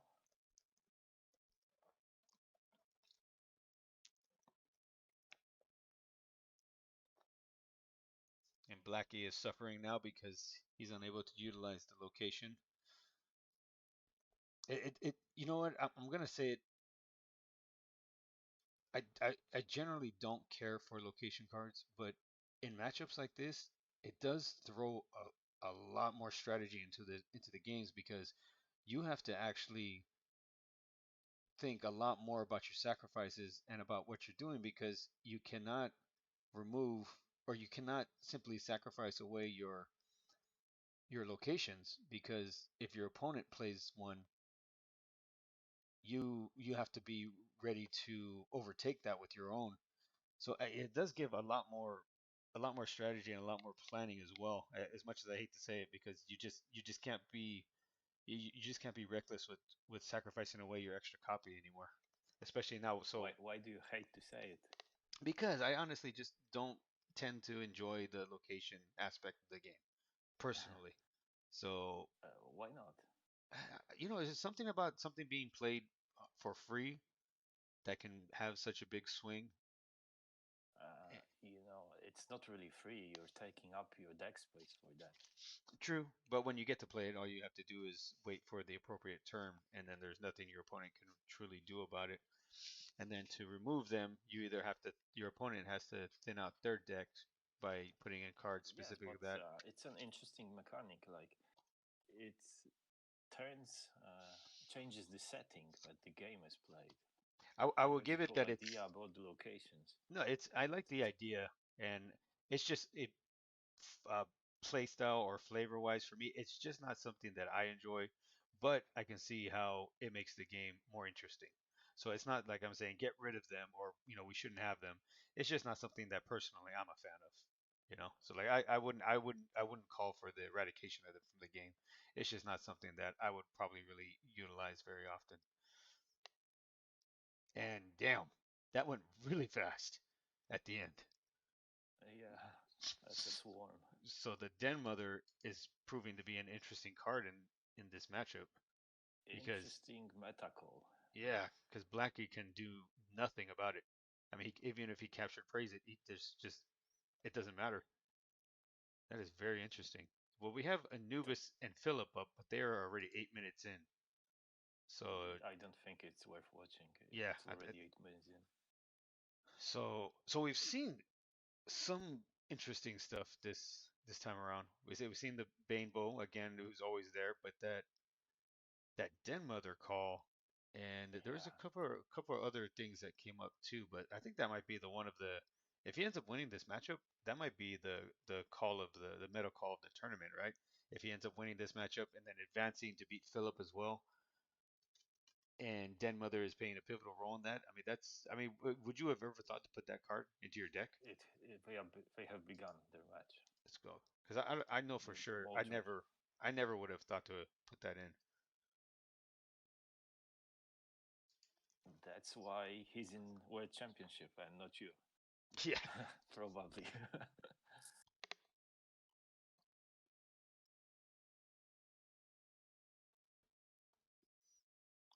Yeah, guys, I generally do agree with that premise. Like I was telling Leo, it's just I'm starting to hear what Gondo said about locations echoing in my head now about, the more people play locations, the more locations are going to balance themselves out, and that's what I'm starting to see as well. I mean, because Well, now they you, still need a bit of polish. Like, there still need to be cards that enable to deal with locations a bit more. yeah, but the fact that Personally, I'd love to see a location that creates a non-location setting, like a location to nullify all locations. I don't know, something like a black hole or a black void, hole whatever, or or black like void, whatever. no, That, for example, remove all locations, remove all existing locations from the board, and exile one, no and locations can be played. yeah, on top of this one, it could still be bypassed. Like, for example, if you removed it by some other card, like say Sinkhole, that remove a location, and then you could still play locations. So it would be even more interesting mechanic. Yeah, it's just I hear what Gondorian, like I was saying, it's like I hear what he said about this. It kept ringing in my head. He was said the more people play locations, the less impact they're going to have because you're going to have people playing locations over opponents' locations, and so they will I tend don't to think balance each other it's out. fully true. I don't think it's fully true because it will benefit the one who's got his own location on top. so it will be more of a fight for whose location will be on top and more cards to fight with locations. But I don't think it will make it any less more important. No, yeah, but I think that's what he was saying though, is that the more locations get played, the more it's going to be difficult to keep them in play, and the more you're going to have to plan and strategize around that, right? So I believe that was his overall premise, and I guess I'm kind of seeing that Sure, now. and that's why we need some more cards about locations. And I just realized that we could see Blackie's hand. I was trying to, How so? but because we're in Majorji's perspective, and he has scout and play. Oh yeah, right. I was while you were talking, I stopped listening for a moment because I'm like, oh wait a minute, I can see what's going on. Let me see what he has. Let me see what he has. It's actually a very unique mechanic. It's not something that we've seen in any other card, right? It's very specific to just that one ally. Make notes, but World Championship deck there, right before you. Yeah, I In mean, plain view. basically, you could say that about all four of these decks, right? Because at this point, they're all World Championship decks. Confluence. Goodbye, Tinker. Only one hit though, right? So this is where the Jeweler's Dream hurts him, right? Not having the And machete. we can Oh, see his hands now. there we go. Yeah, there we go. Yeah, so people What that does are he not have? aware. He has a second weapon. He has Crusher. attachment, a speed strike, and the crusher. Probably waiting for the haste attachment. But he has no other location, so if Majorji happens to pull into a second, he should be good to go. Actually, it's quite convenient to see his hand. Very convenient for Majorji. Yeah, and because right now he can play to his strengths and downfalls. and look at the Den Mother's such a huge role right here because he is actually able to attack into the hero, and he doesn't have to worry about his ally being killed next turn if Blackie's ability was up, because he can't even attack back. He can't attack back to hit it again, to kill it on his turn. So Yes. Den Mother is really putting in some serious work here. And I don't think Blackie really has anything he can do other than throw a captured prey on it. Well, there are ways to kill it, certainly. Well, not in his deck though, right? Other than allied damage. And Den Mother is giving Defender to the adjacent allies. Yeah. But he can overcome it by ambush, but hero power of the Dark Law is granting. No, because Den Mother can't be attacked while adjacent to other allies, other Woven allies. My dog, right? You can hear. So he can't attack into Den Mother. Oh. You know what? It's a fitting sound effect because we're watching two wolves take it at each other, so it makes sense. After all the talk about Dark Claw, if Bloodfang wins it, that'd be pretty cool. It would be. And yeah, I was giving. Did you hear the talk about the Den Mother? That this Den Mother is such an amazing call because Darklaw or Blackie has literally no response to it other than hopefully throwing that captured prey on it because he cannot attack it with his hero, and he can't. She'll still be giving them Defender though if she gets captured prey. Yeah, exactly. And he can't even attack into it to kill it because it can't be attacked while adjacent to Woven allies. And it's it's going to be if he wins, if Georgie wins, it's going to be the call of the tournament because I mean, who put Den Mother in their deck? And he knew that it was going to be heavy Dark Claw, and he figured, hey, if I put this card in, Dark Claw's probably not going to have any way to get rid of it. Yeah, and he can see. How about he's just a Wolven fan, and he loves all Wolven cards. That's very true, but I like to give him. Majorji plays everything. I was trying to. Very effective deck player. I was just trying to give the guy some credit, and Leo comes in and says, "Nah, he just put everything woven into his deck. He doesn't really know what he's doing." Pressure helped. Yeah, they really did. Can't see my hand anymore, he says. He's still got an adjacent Wolven Prophet, though, Yep. with Defender. And I mean, come on. Defender can't do shit against ambush, though. No, he still can't attack though, right? Because it's. Oh, he can't attack Den Mother. Only if she's alone, he can attack her. Yeah, now she can be attacked, but who by? There's no one there to do it. Unless, well, a Shaman plus a Midnight Howl? That won't do it. Imagine a hasted big thing there plus Den Mother. That's game over. Yep. Did he not do this Oh, right? of course.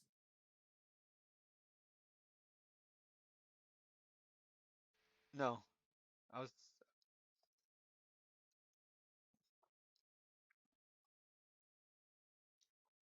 He didn't have a way to get rid of the mother. Yeah. Yeah, that no. mother is still staying there. Vanity, you can't. Oh no, yeah. No, because if a mother is by itself, he's right.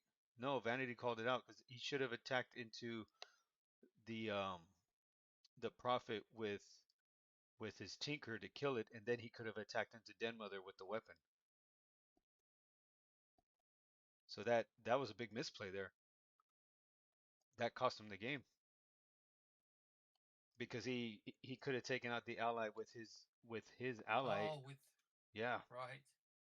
With a Plus, one. Mo Georgie had the hasted attachment, so that's what sealed the deal. He probably would have. Won it, yeah. Yeah, he probably But would have been Den able to Mother close would've it out. been dead, I think. Yeah, but he probably would have still won it in the next 2 turns, but Vanity called it right. That was a misplay.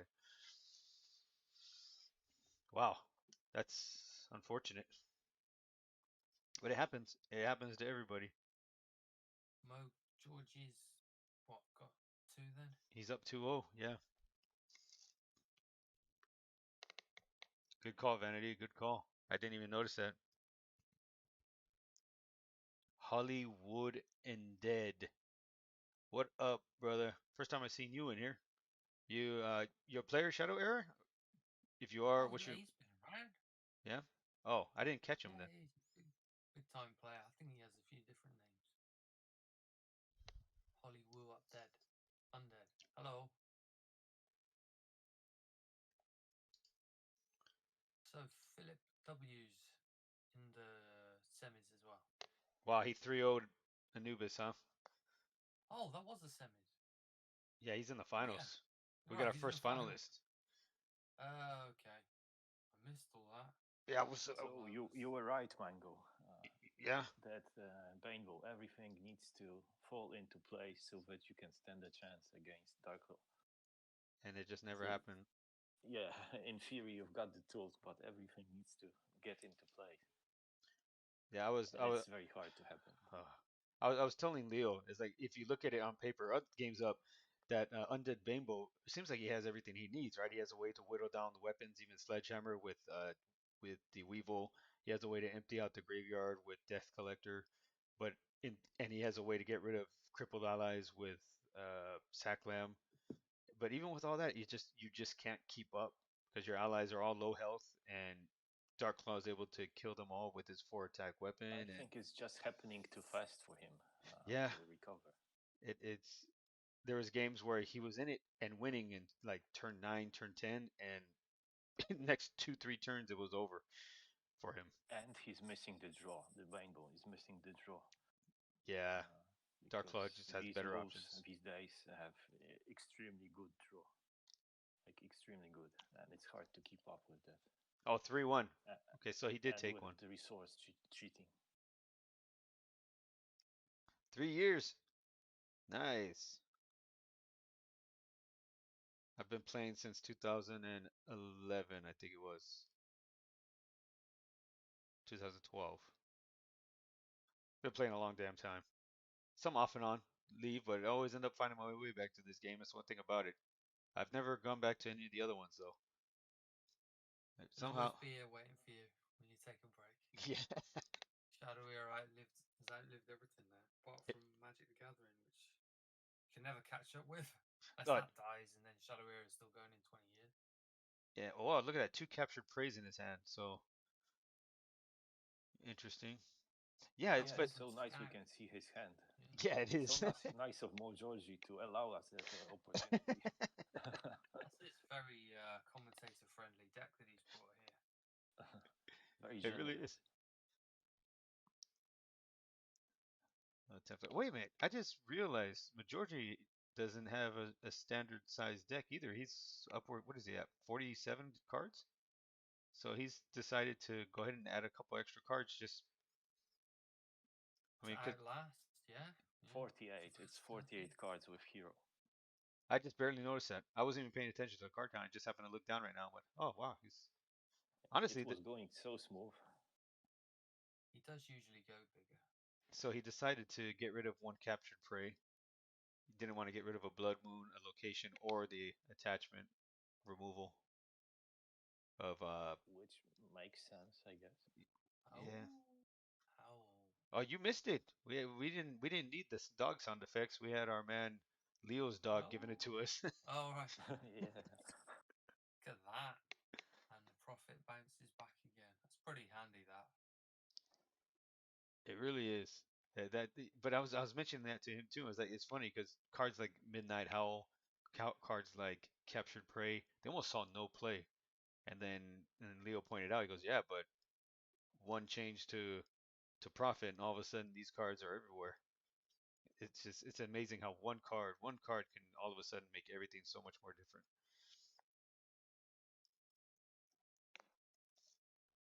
All right, so he's got his weapon, but he's got no more seek. He's got no Prophet to seek a confluence or to seek a speed strike. He's actually not doing very well in the early game.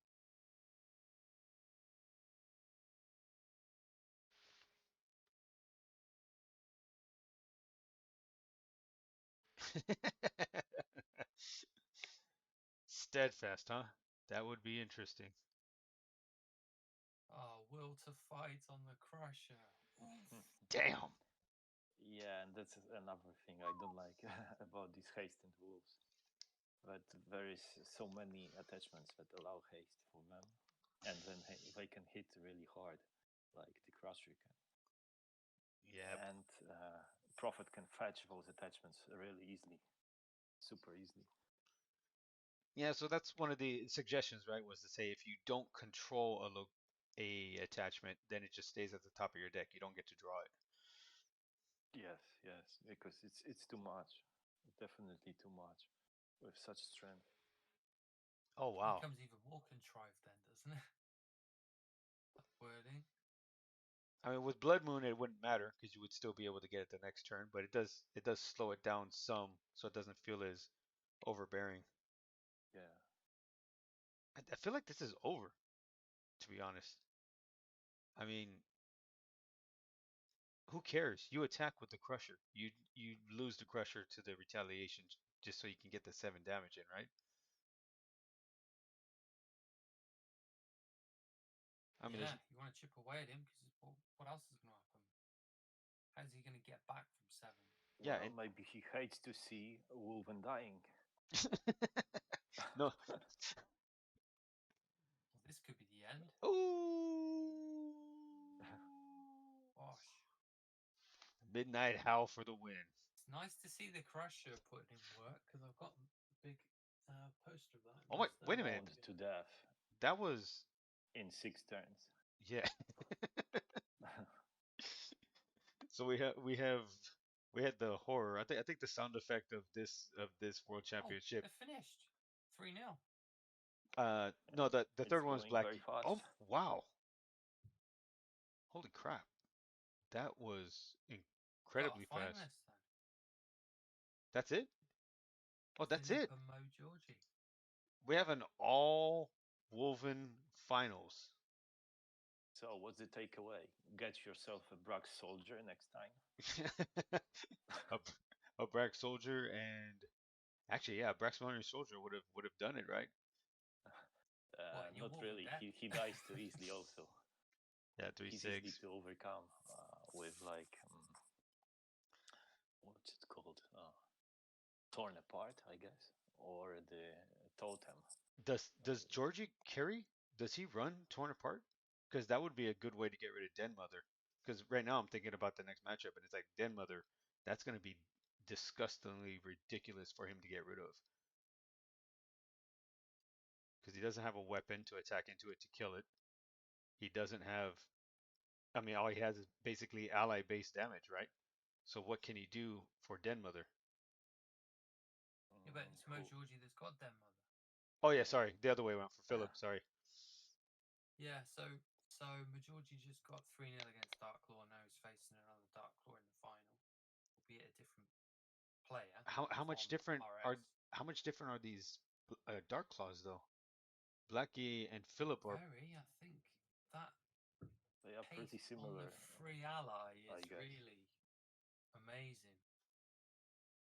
This would and what was it? 2 years removed uh from Bloodfang winning. Is that right? Yes, yes. Bloodfang, I think, won 2 years ago. Also. That's Sigismund. Yeah, BT Sigismund. So BT Majorgi coming in, looking to establish the Yeah, continued carry BT. the BT flag. Yeah. Well, I joined the wrong guild anyway because I was temporarily in BT, I think. And then I got poached. Oh. Wow. And Blackie and Anubis will shoot for third. And we got the finals. That's and true. There's quite a bit of difference prize-wise between third and fourth, isn't there? Oh yeah, Team Majorgi. Yeah, I'm kind of honestly, I'm kind of voting for Majorgi here. I'm a big Bloodfang guy, even before the days where he was wrecking things with the location.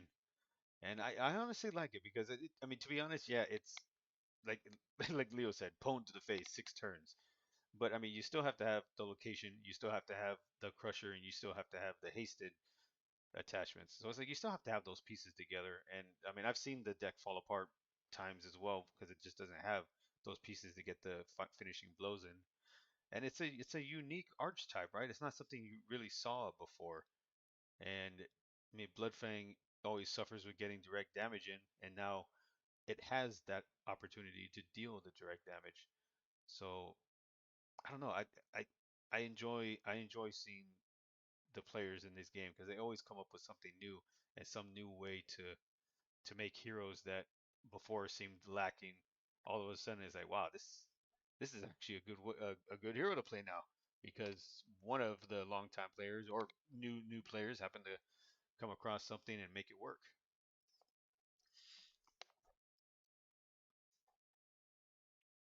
What do we got? We can't Yeah, have them. but it's still just one kind of a deck. Mostly relying on hasted attachments. Yeah, but I think Doesn't allow for much variety. the variety comes in the form of the tech cards that you wish to play based on what you're coming against at That's ladder. not really a variety. Not It's much not. of it anyway. But I mean, that's the same for any card game, right? Every card game has decks that people know wins, and I still think I still think Shadow Era overall has a better balance now than I've seen in a long time, and probably better balance than most other games, which is probably why I still keep finding my way back to it because it's always, yeah, this deck can win, this deck can win, this deck can win, but it's always now it seems like there's so many different decks that can win, so many different heroes that are actually viable. I mean, other than Rotham, Skurvox, Logan. Well, right now it feels like there are 5 heroes on the top. Well, yeah, if you look at the top 8, there's only 4. Yeah. What are we Like singing? Vic. Oh, Vic, yeah. Darklaw. What's there? Lowest. Yeah, Lowest and the Bloodfang, the one we're seeing now. The game's Also some. All right, Zombies let's jump in. So this is and for Elementalis. all the marbles. 2021 World Championships on the line.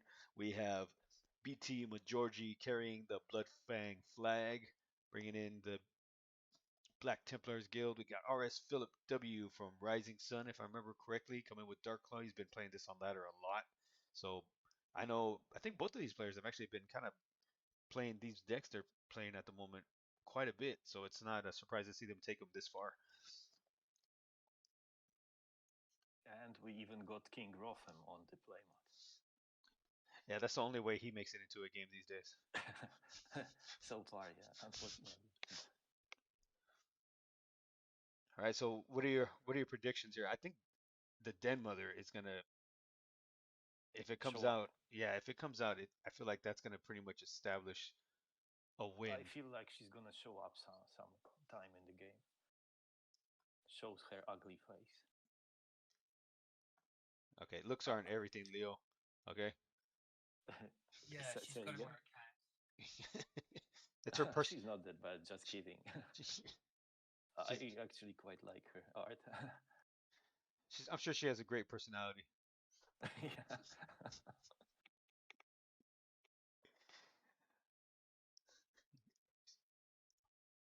You know what they say: when the mother's not happy, nobody's happy. I thought that was wife. Oh, I guess that's the same thing. Same thing. Yeah, if you marry the then mother, then sure.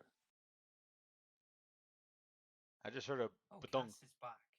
Hey, Hey Cass. guys, How you doing, Cass. brother? perfect timing. The Yeah. final. BT George against RS Philip W. Yes. Two worthy players. You know, they've been playing the tournament scene all year long. Pretty much played every single tournament. They've done well all the way through. So I think that this community will be very happy to have either of them as champion. Yeah, will be two very worthy winners, Yeah. but there can be only one. Hey, I know what that poll is from. I don't know if I can say movie names on here without getting without getting shut down, but there can be only one. I think Hey, you can say film names, yeah. We all know that's from The Hangover. or Highlander. Well, yeah, that as well. Yeah. Two very similar movies. It's easy to Oh get yeah, mixed I up. mean, yeah, interchangeable. No differences whatsoever. So BT Georgie putting on the Confluence of Fate. Yeah, and Majorgi completely wiped the floor with the previous Dark Claw. I mean, it wasn't even close. Did you know he runs Den Mother? Yeah, I saw that earlier. It was Yeah, he was interesting. in with the chat with us. Oh, hey, We saw that. I've gotten like 5 hours of sleep in the last 48 hours, so you guys can kiss I'll my never you know what. forget Vanity losing to Denver.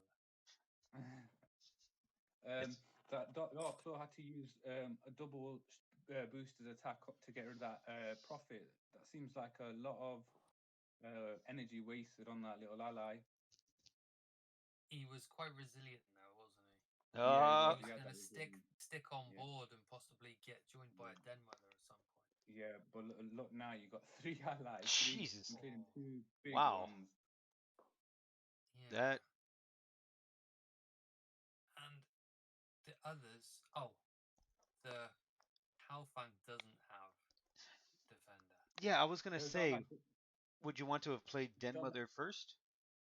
How comforting in this situation. Yeah. Yeah, maybe I would have Yeah. played Den Mother first to have her in the middle because then they'd have all had defender. Yeah. Yeah. Well, no, it would have been just so you can protect the Wait. Howlfang. Yeah, but you couldn't do that. Yeah, you could only play it first or last. Oh, Because right, the because Wolven Halfang- Tinker, came in free with the Halfang, didn't it? Like- Yeah. That's it. That's why. Vanity. Just testing people. That That's what we do around here. It's, Wolf from above will get rid of that Tinker. Okay. Doesn't matter Yeah. where he is on the field. middle That's useful. first. But if he does that, the Halfang will have defender. Yeah. Yeah, that's true. Done it. So now go for the hero. The old switcheroo, This Russ is gonna says. hurt slightly. Yeah, Yeah. It's Yeah, I think waiting on that was the sensible choice. This might Let them sting do- a little. yeah, he might feel this one. Do you clear away that Dreadwolf now? It's the only way to kill the Den Mother. You have to get rid of it, right? No, I mean, should he clear away that Dreadwolf now? Yes, yes. Yeah, Yeah. I feel you have to. Bloodfang should just keep all aboard. Get rid of that little ally. Cool. Oh, Cool with Isn't the bad. shaman. Nice. Okay. Dead Mother down to 1 health. Who cares? You're Well, getting it. that's okay. You'd accept that because they've got to go through everything else before they get to her. Yeah. Plus, he might have a second one. What he do for In a hand. DMT right now? even a Krygon would do, wouldn't it? Yeah. Krygon ability. Yeah, well, Smack. no, Krygons. Ambush and defender. Ambush. That That's you know, important. ambush negates defender. You just keep He's going face here. actually very low on resources. He's only got 4 resources. What But this? he's already As looking much very, he can do. He's already looking very low on health anyway. Oh wow, hey Vanity's coming at it. Okay, he says Philip won this exact matchup 2-1 versus Majorgi in the group stage. Okay. So this is a chance for some Right. revenge. Yeah. Yes, best of 5. So take out the ally? No, he's going face. Yeah. Well, this Haste Fang deck now, surely he's going to have a fat ally and one of them attachments there somewhere. Oh wow, he cleared the ally away. That's kind of interesting. Well, he can just play an ally, a couple allies now, and Den Mother can't die for 2 turns, basically. Oh yeah. Oh, right. Yeah, good True. call. And Yeah. And he's setting will up the final blow. Yeah. Ooh! I'm gonna have to howl every time I see that card now. Yeah. But what you wanted to notice there is that first pull for Will to fight, that's just been shuffled right it's back gone. into the deck. Got shuffled Yeah. away again now. Oh, that's right, huh? Because it does get shuffled, so it's not like he's gonna pull back to back. But I'm sure this is gonna be game, right? Oh my god! Yeah. Wow. Yeah. Oof. It doesn't even need that free attachment. Den Mother for the win. No, Den Mother is the call of the Den Mother is gonna World finish him Championships. off. Oof. Wow. Now, did I say I was going to copy Anubis's deck? I think I'm going to copy this. Net decking. No, am I right in thinking that no hero has won the World Cup twice, World Championships twice? Is that correct? Yeah, from what I remember, I don't think they have. But this cut, with BT George and the Bloodfang won it a couple of years ago. I think that would be a first. I thought Oh right, Bloodfang won it 2 years ago.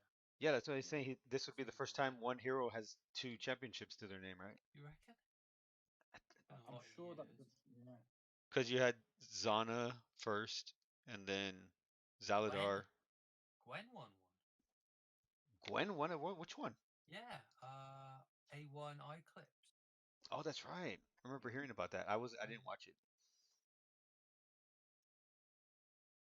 Burnout had Vic. Yeah, Victor. didn't he? Yeah, that's when Victor was rolling with Animor's Call. Yeah. And I think Samuel almost beat him, right, with Elementalis. Just barely lost to him. That's when Anders won it. with Mage. Well, there was 1 year though where they had 2 heroes. I think. It was a double elimination one. Okay, the game's up. Starting. It's up. So which hero won it last year? Last year was Veth. Yeah, Vess. Vess, wow. Yeah, it was Bean Talk with Vess. Remember he came in and surprised everybody with Vess. Yeah. And it was like a 55 card Vess too or something, right? It wasn't close to standard size. Very large, yeah. So that I remember around that time, Elementalis was running quite crazy in a lot of, and was probably the favorite. But Vess was a obvious counter to that deck. Oh yeah, Has Mage ever won it? Yeah, Amber won it with Magia. Oh, Amber Fade. Right, yeah. Yeah. Yeah. like 3 years ago. Yeah. Mm. Right, so a typical start. A Blood Moon and Prophet on the other side. And we could see the second player's deck.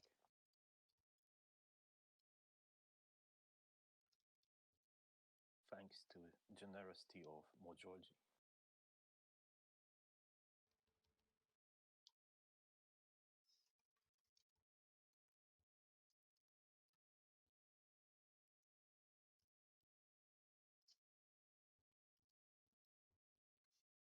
So he actually does have some tools against the allies. The Death from Above. Yeah, obviously in there for what sorcerer. It's just something you have to have. Yeah, and he's got that draw engine going now. Yeah, the Conference of Fate.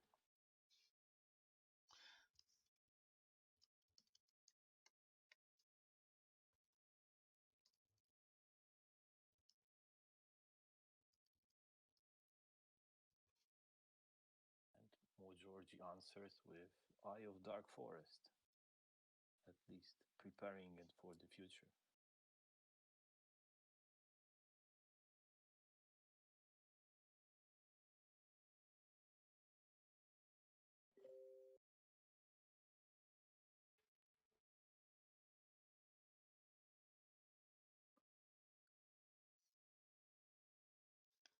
So really, it's just if he gets that Den Mother down early, it feels like there's nothing, almost nothing Philip can do about it. Yeah, but what I can see is Philip getting out of sight before they even get there. So like now he can get that free speed strike if he's got it in hand, possibly a weapon out. If it's a jeweler's dream, possibly another ally on board as well.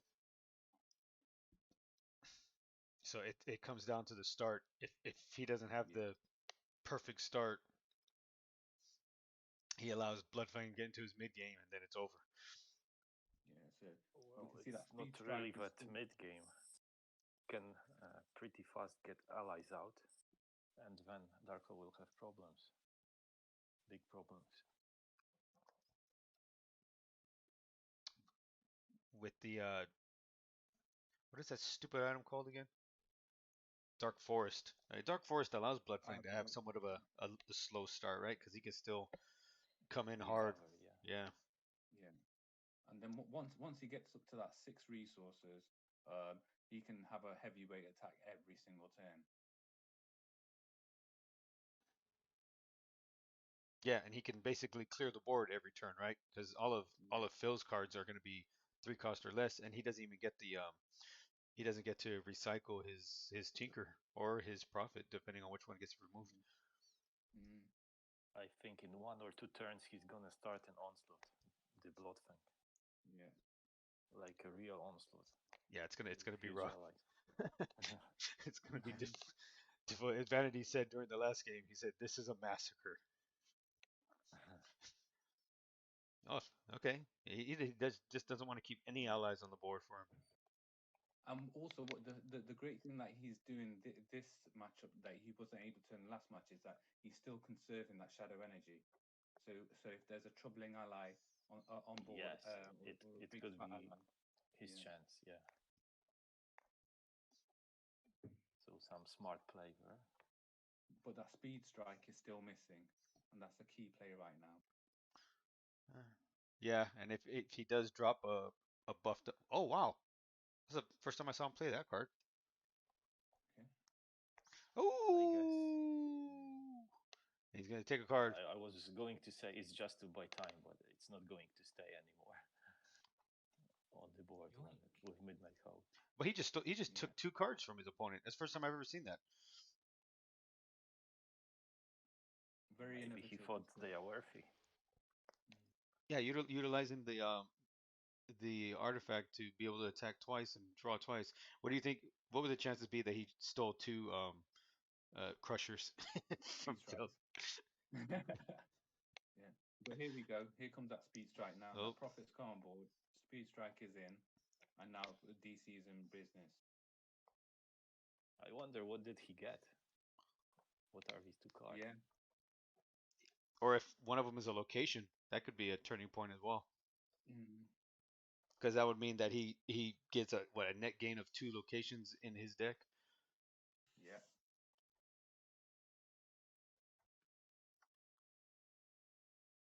What is he So seeking? now Bloodfang's hero power will be used the next turn. He does have to remove those allies still, even though they only deal 1 damage to Crusher, it's still 1 plus the 3 from Darklaw's weapon, right? So he still has to get rid of them. Oh. Okay, well there's your It target. might be a turning point in this game. Whew, This 3 turn card of draw. Bloodfang. I personally would have held off on that savagery because Bloodfang's big move is coming now. That Crusher could just clear that savagery. Could have been useful for that extra little bit of damage. Yeah, I was kind of curious about that too, because now you have it. You're gonna lose that because it has the ally has to die for it to go back to hand, correct? That's right. Yes. Yeah.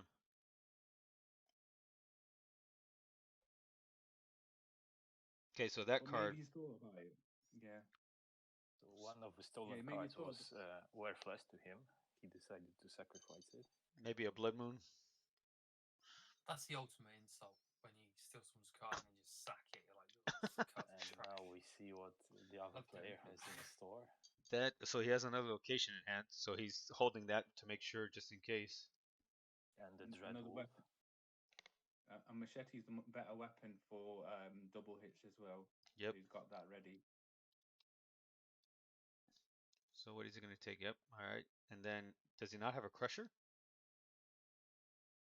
If he did that, he doesn't have a Crusher in hand, does he? Yeah. I'm guessing so. Yeah, you want to crush that profit.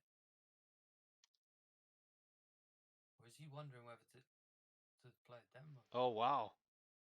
He might have clogged his hand by stealing the opponent's cards.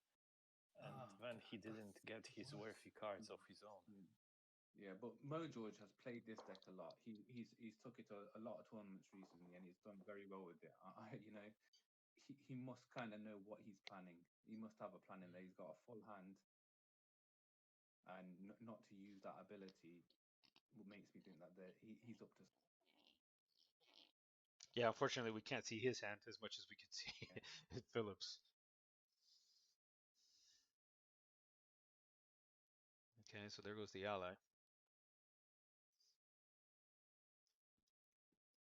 It feels like Darklaw is going to start pulling away with this, though. Yeah, he's got the next 2 turns. He could boost away and get face damage done now. Yeah, that's game already. Practically lethal. Yeah, he has lethal alone with just a weapon. But a Crusher and something else. Yeah, it's all about the kind of pressure he can put on him right now. Yeah, and he's got to keep allies on board now as well. I feel you can't be bringing them back to hand because he needs a distraction from going to face.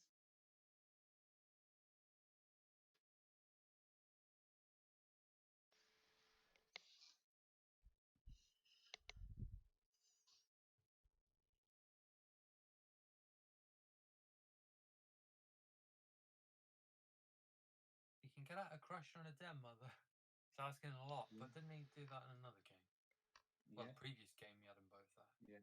yeah. I think it was Howl Fang Tinker Ooh, and Den Mother. that is not good. That's No, that This don't. is not what you want to not play bad. at this point. no. Definitely. That's capture prey on the ally with a relentless savagery. That almost feels like a. He actually doesn't have the cards, or didn't have the cards that he wanted. That was Yeah. a good use of the location ability there. That almost feels like a concession. Yeah, this deck from George, I think that's one of its failings is that it is 48 cards or around that much, and that when you get to that kind of size, you do get a bit on the heavy side, and obviously it causes more inconsistency issues. One of the major things we've seen hit just in this match is the location. I think that's what's really hurt him, not have that location at all. Well, I think actually he misplayed on turn 4 by stealing those cards. he might have counted that something really useful comes, but it actually didn't. Here she comes again, but And it stopped his own cards from flowing, which may have been much more useful. the Eye of the Dark Forest you're probably can't right. even get rid of anybody. Yeah, no, this No. game, that Confluence of Fate was basically a concession. The game is over. Yeah. Yeah. Yeah. Now it Setting up can to do quite a good final though. And you can't really play the Red Riding or the Dark Riding Hood because it's always going to buff up your opponent as well. Oh yeah.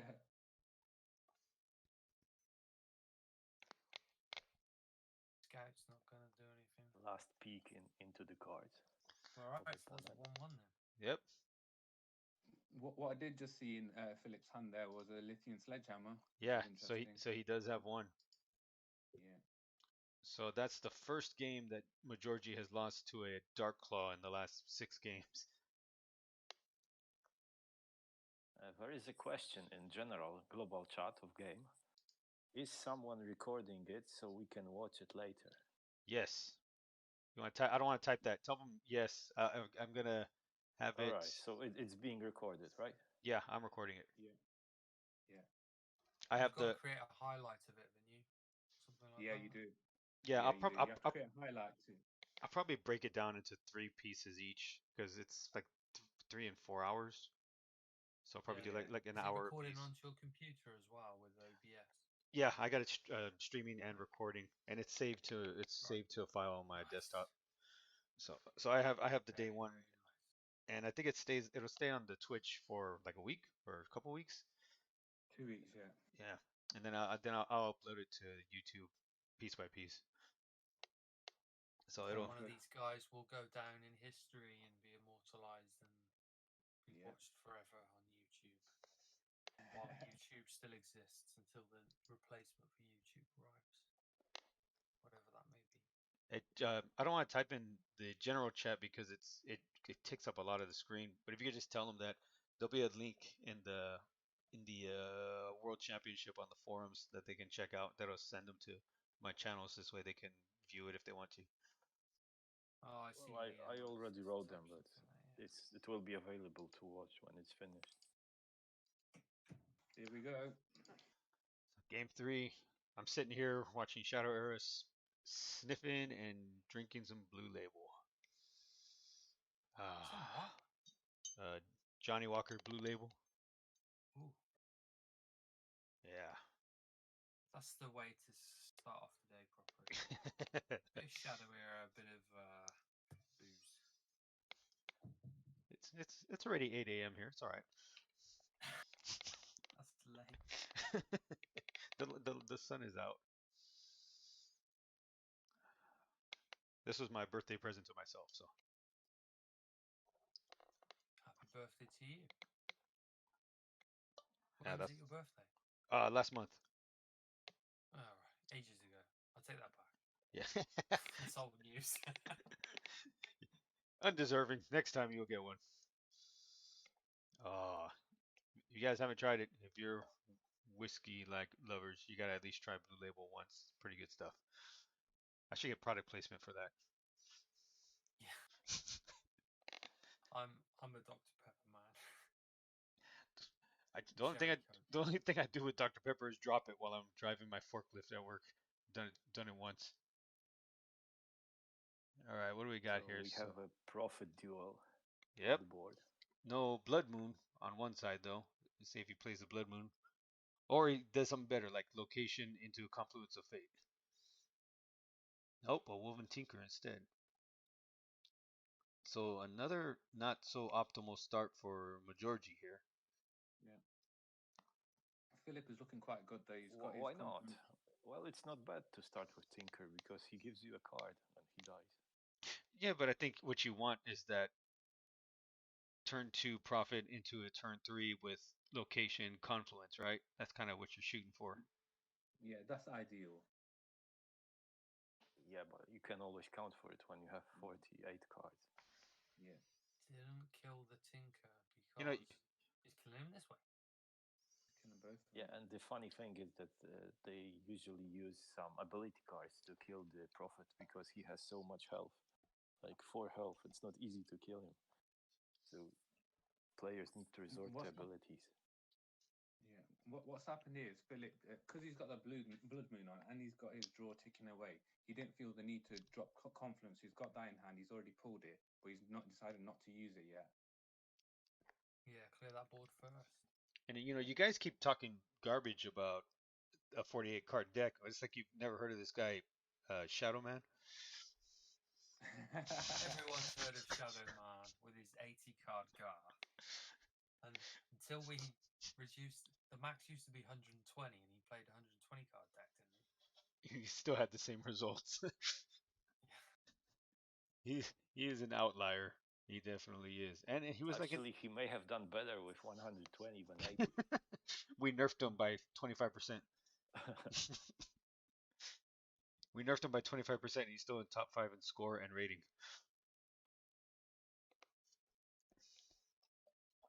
Yeah, Vanity's correct. It's 33%. 33%. That's called good balancing. Oh, 33%. Jesus Christ, I said 25. What a moron. Go, Crusher. He's got a crush on you. Oh, so Oh, bye-bye board. Nice. Yeah, that's not a bad call, that, is it? Really? He seems reluctant to use it. Wondering. Yeah. Yeah, don't use Probably thinking, what do I care for a Dreadwolf? Yeah, because a It's Dreadwolf, just a free CC. yeah, and it's only going to do 1 damage to him either way. Yeah. What's happening here is Philip hasn't attached, because he hasn't had his location. Neither of them have. He hasn't attached a confluence. He hasn't attached a speed strike, and he's having to waste a full turn to do that. And even the damage, he can't get rid of that crusher. So, yeah, this is in George's favor right now, really strongly. Although Darklaw has got the hero power, sizable size, Shadow Energy, Yeah. But at which this point, I may think work in his favor later possibly, yeah. if he assembles everything he needs. Would you kill off that Dreadwolf knowing that there's a Wolven Resilience around? Well, no, because even if he puts the Woven Resilience on it, it's still only going to do 1 damage to the Crusher anyway. So, Yeah. But it'll do a lot to the face. yeah, Yeah. but then, I mean, more than likely he's going to draw into another Crusher or he has one available. So, maybe he, oh, man, never mind. He Free decides, cards. and does he attack into the hero? Yeah, because it'll die in 2 hits anyway, right? So you might as well just take, just put the 8 damage in. Yeah, you're never going to get an opportunity to do more than 8 damage, or very rarely you get that, so you got to really take it. Oh, howl? Yeah, he's got Are more we going to dice, howl of to course. pull it back? Or to steal another card. Who do you howl? You howl that guy. Chip away Isn't at it the the time we should do some sound effects? Yeah, I just did it, but everybody's talking. Oh, very well, very well. Everybody's got to be ready for that, man. Come on, you guys are just talking regular. The howl comes out, we got to howl.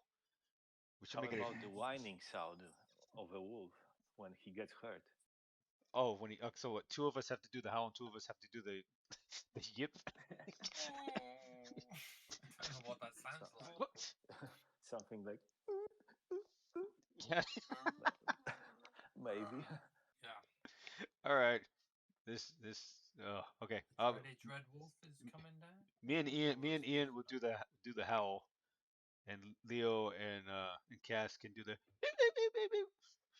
The whining. Yeah. The whining. Ooh. Oh, there we go. Nice. Dreadwolf there. Can't get many cards. Or can she? No, he took away the attack value. Howlfang would be good now. That would buff her back up, wouldn't it? Yeah. Yeah. She could kill off that shaman. Hey Gondo, you remember the last time we did this with the exile sound effect? What was that? Ah! Oh yeah, that was it. Yeah. Oh, God, how long ago was that? I think it's 3 years ago. Right. Yeah. I suppose there's various different exile things that can go on. Was it the snare trap usually? But there's no exiling in these decks. I think. Yeah. Doesn't Crusher exile? Yeah, he Yeah. does. Cool. All right, He so can exile a 3 We'll be CC ready for ally it. we'll be ready. for it. Yeah, we're ready. and We got below. all the sound effects ready to go.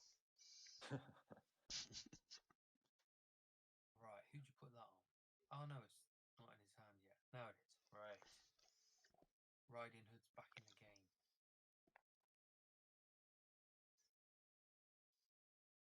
Poor cat. She just realized that it's an all woven final. All dogs and cats showing up. And she did make a comment yesterday about Oh! how to rename herself Yeah. if a Togalina. Wolven won. Yeah. That completely slipped my mind. How could I have forgotten something like that? Gotta make sure we hold her to it now. Hey, Zodi. How you doing, brother?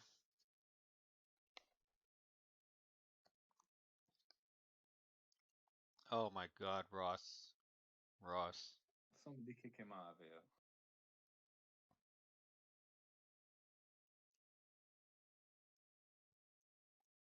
Philip could have killed these 2 prophets. Yeah, I on was curious board, about but that. Decided not to. I think he'd rather save his hero power to be able to wipe out the Crusher. Have a big threat. Yeah, because the Crusher comes in with only 4 health, right? So he said that'd be a lot scarier than dealing with those 2. And this may be indicating that he has no good abilities to back up the fight for the board. Pretty impressive. Yeah, it's because it wouldn't Chip kill the away, Dread Wolf. chip away.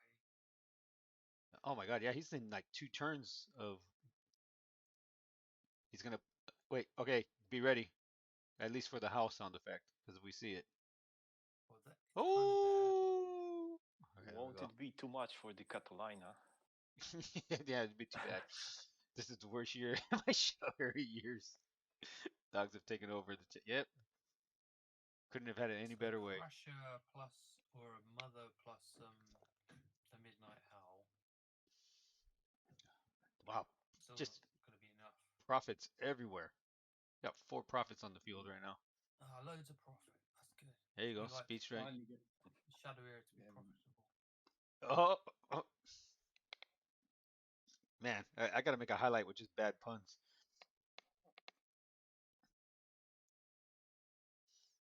Oh, so much profit. So many prophets, yet what's the prophecy? Oh God, I'd rather just hear the howling. Oh. The prophecy is that the wolf will win this game.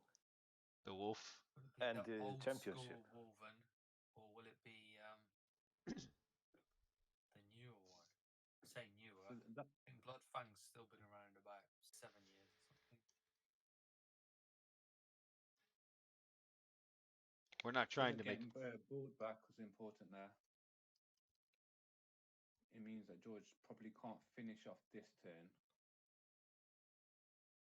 Crusher would be very nice now to get rid of that horrible Yes. Dread Wolf.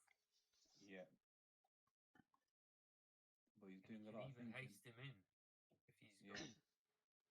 Yeah. He doesn't seem to be using Crusher often enough. Yeah, he has obviously hasn't been drawn into it.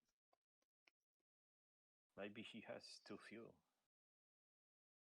There's no way he runs less than 4. He has to run 4, right? He's in the I spell wouldn't board, be so right? sure. Now, with the other allies he's got, I wouldn't expect 4 Crushers. He's got Den Mothers, he's got Howlfangs, and he's got Dark Riding Hoods in there. He's also got 48 cards in his deck. How did he not have 4? Yeah. I would have guessed probably 3. So what he's played there is a stalling tactic, I guess, right? Yeah, he's just trying Get to him out. meet shields. Yeah. If draw- Tinker dies, he'll draw a card, trying to find that Yeah. key card. If one of those sticks and then he hastes either of those fatters, he's won, right? Yep. Yeah. So he forces him to have to clear the Ability board. next turn, yeah. Yeah. And That's what it he's isn't going to waiting be easy to get rid of both. Well, he has a weapon in hand, right? He has a Jeweler's Dream in hand, so he can get rid of everything right now. Not without the hero ability. Yeah, he could Once you get kill the Oh right, JD yeah. twice. But he's gonna get hit back though. No, he can hasn't hit got with ambush. the prophet first into the tinker, or hit with the Yeah, no then- no yeah, and then he still gets hit one time. But Yeah. did he have So captured he'd prey? be or something? down to 7, and then just a hasted crusher would be game.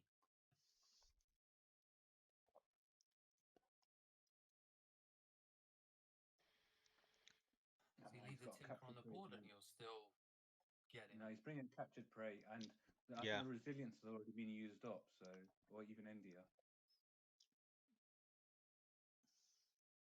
Double the damage will now kill him off. And he'll attack with Finally. Alan. And so Huh? he Does that takes. take the Oh, draw away? Dreadwolf, right.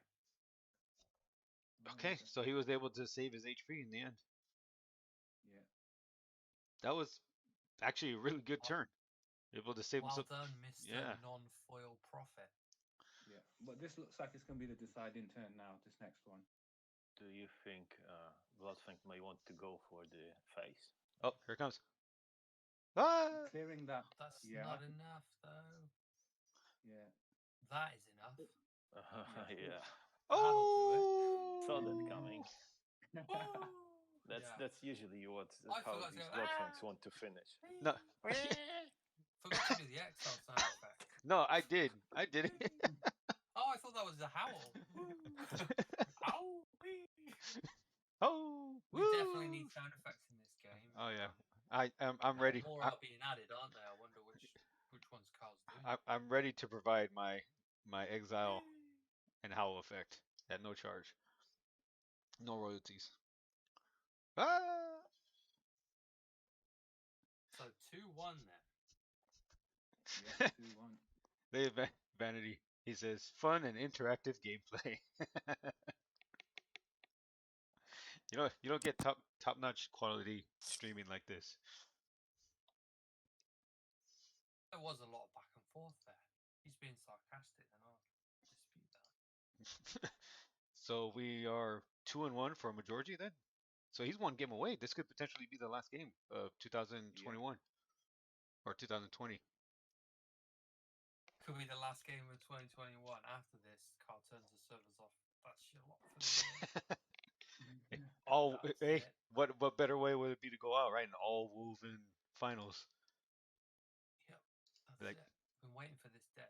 All right, it's up. So this could potentially be the last game of 2020. And from the way the first three played out, it seems like I feel like the money has to be on Majorgy, right? Well, it's been Yeah. back and forth. Phil won yesterday between these two, so I don't know. I think that Phil has a chance. Well, Darklaw always has that chance, right? With that quick Yeah. start, pretty Yeah. much to beat anyone. Philip, and both of these players are longtime players, are they not? Yeah, they've been here as long as I've longer than I've been here, so I'd say so.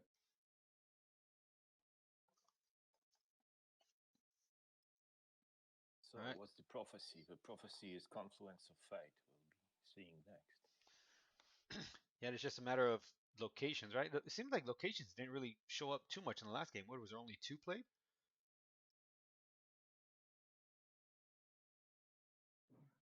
So it also comes down to how well the decks function without the locations, and I think Majorgy's deck probably functions better without it. So that was the same start as last game, right? Prophet Yeah, and it was the same thing.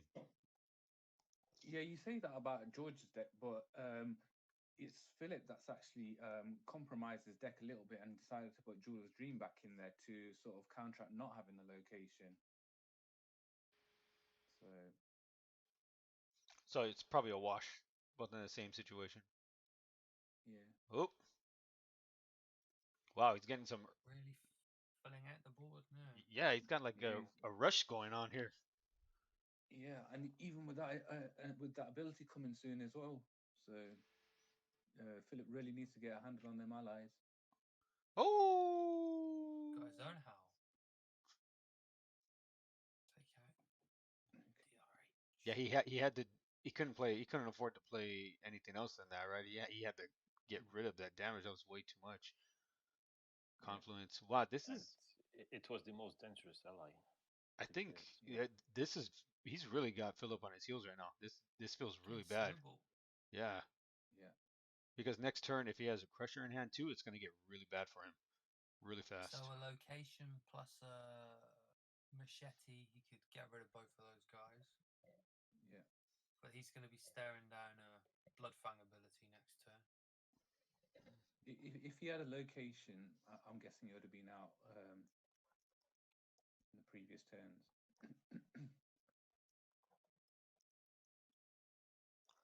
Wow, this is going downhill really fast for Phil. It feels like he's. I don't know. clinging on. Yeah, he's just it's just around the corner that can get out of control real quick. Okay, so he has will to fight. Oh, Blood Moon. Yeah, this. Oh boy. Who's coming out? Oh boy. Crusher. Oh damn. That'll do. Oh wow. Yeah. He's willing to fight. This guy is It's really willing. wow. and he'll be staying Because it's not the other haste attachment, Yeah. which gets And a it lever nicely- to hand. Yeah. And it's allowed him to draw a couple of cards, so he's not out of hand either. So it's looking ominous now. yeah, it's what I said. I said right. It feels like it's right around the corner that it could get out of hand, and it literally 5 seconds later got out of hand. And I don't think there's coming back from this. No. The fact that he uses his ability to try to silence that the Crusher a little bit shows you that he doesn't have any answers right now. Ah! Good one. What a Even play! still. What a play! Oh, That's pretty tasty. Yeah. that's it. That's That's it. That's the end. game. It's 3 games. That's 3 games. Yeah. Wow. Did By it? Mo Georgie. Mo Georgie. Oh my. Very Profit for worthy the champ. win. That was Short work. that was Kind over. of short work. Congratulations to George. Yeah, congratulations, Majorgy, for having the fastest final game of any World Championships I've ever watched. I mean, I feel like I didn't even get a chance to pick my nose. It was over. I only got to do Well this. Yeah. done. Wow. Yeah, it was an amazing performance from everyone that made it to this second day. But obviously, George is standing out with the victory. And it's a victory Well, that. these Wolven decks are so explosive. It's bound to happen like that. Yeah, you said that to me earlier. They are just like yeah. boom, and the It's opponent over. is knocked out. It was How funny because different would these have been if Prophet got nerfed before the championship? Much different, I think. It 'Cause was much different. Prophet was 4 copies in both of those. Kept finding attachments, whether it was Yes, drawing them or yeah. not. Those Too attachments were the conveniently key to the full winning. of her hand. yeah, and it was just fills up your hand too conveniently. yeah. So that you think does everyone think that simply a change to the fact that making it so it doesn't get drawn to your hand, that it just stays on the top of your deck? You think that's a good enough change to that? Yeah, I think so. It used to be that, and then it got back. It used to work so, and it was okay. No one complained. Yeah. Well, you know what? Hey, these guys they use the current incarnation of the cards, don't they? Yeah, that's the point, right? George It's has like done, yeah. it's the world it's the world championship, so you got to play what gives you the best chance. Everybody thought that it was going to be Dark Claw, but one guy said no, I think it's going to be Bloodfang. And so in the end, you still got to give it to the player because he chose the best option. Sure, but and he used some the interesting question is, cards. why did everybody think that Dark Claw is the best while Bloodfang was also at the top? Just played less. The thing about Bloodfang is that there's one person that's mastered it, and that's George. We only saw it one of the deck that was brought to this World Championship Finals with Otto, who did well with it as well. But George is just on another level with that deck. DC seems more playable by more of the players, and I think that's where the difference is. The Bloodfang probably has that higher ceiling, but it takes a lot more to get it there. Yeah, it's a more it's not as it's like what would you say Dark Claw is like iPhone, Bloodfang is like Android. One's more user What? friendly. One's more use. One is more user friendly than the other. Dark Claw is Yeah. more user friendly, easier to pick up, easier to learn. Bloodfang is not so much. He's never been that way, but Right, now I yeah. understand the comparison. Where you get that. But Yeah. I mean, because Bloodfang is always. I mean, when it works well, it's like, oh my God, this is like an amazing deck, right? Like Bloodfang looks amazing, and then you try playing it, or one of us tries playing it, we go, you know what? Maybe it's not so good after all. But Yeah. but then when it takes a player like this to actually take it to the level that Gotta that say, I'm kind of impressed that Majorgi won the World Championship with a rating of 102. That's no one would have expected that. It's on yeah. such a lowly rating to win. Obviously doesn't play too much ladder. He just focuses on beating everybody in the things that matter, like world Yeah, maybe championship. plays with an out or something. Yeah, just Yeah, winning the world championships. Not a big, who cares about ladder? that will inspire lots of new players though, because they'll see rating 102. Anybody can win. Yeah, 102 and Get the right deck. Here we go, man. I think I'm really happy for him. nah, I am He's too. And such a nice guy as well. and that's 2 crowns for Black Templars in the last 3 years too. So got to give it up to them. I don't know what the total count for guilds with titles behind their belt is, but more than one is probably a pretty good accomplishment, right? Yeah. Because I think And Sigismund was second last year, wasn't he? Oh, was he? Oh, that's Yeah. right. Yeah. Wow. Well, anybody have anything else they wanna put in about everything they saw this weekend? I want to know the deck lists. Well, those always get posted. Yeah, everybody should keep their eyes out on the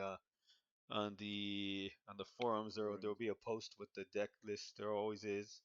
I'll try to maybe what we could end up doing is getting the deck list and take it for a spin on rated. Maybe a couple of us can get together for that. We could do that in a video and see how well we fare Yeah, with sounds it. good. And until then, I don't think I have anything else to add to this. I'm probably gonna get some sleep. You probably need to get some sleep. Yeah. Yeah, Yeah. sounds like a nice Big idea. thank you, Jose. Yeah. Yeah. All right, guys. Big Well, you might. thank you. You know, you've done an amazing job. Hey, except for the Appreciate you beginning, as well. you guys want to. Why don't you guys let everybody know who you are on the way out and why they should be here with us? Yeah, come and join us on Telegram, everyone. Setcast. That's me out. Thank you. Yeah. Thanks, everybody. Goodbye from me, Gondorian, aka Ian. See you later. You want to say goodbye, Leo? Leo just ducked out. All right, everyone. Thanks for joining in. Thanks for being a part of the stream. Thanks for the support. I mean, it was a rough beginning today. Thank you for everybody that helped me along the way with the commentary. This is not easy to do by yourself. And when you have good people with you, it always makes it a lot easier. I hope to see the game continue to grow. It was nice to see an all Woven finals for me because I've always been a big fan of the Woven. And just keep your eyes peeled. I'm going to try to do a couple of streams a week. I want to at least do one for Meltdown. And for some reason, I found that to be a more enjoyable game mode that I just never was into it before. But it gives you a lot of interesting options, and I think it's going to be a fun thing to do. And of course, one more time, congratulations to Majorgi playing a game, playing a deck that nobody else really plays to his level, and taking it all the way to the top and showing us again that, hey, even though everybody thinks one option is the best way to go, sometimes a better player can show you that's not always the case. And I think I said it in the beginning on day one when me and Cass were talking. It's it's never the hero that everyone thinks is gonna win. And it wasn't this time either. All right, everybody. Again, almost, but it wasn't. So the man, we were right. Hey, I was right on one thing finally. This entire thing, this entire broadcast. So thanks again, you guys. I appreciate you being here, and thank you to everyone else out there for watching. You guys ever have a good day. Exile yourself now.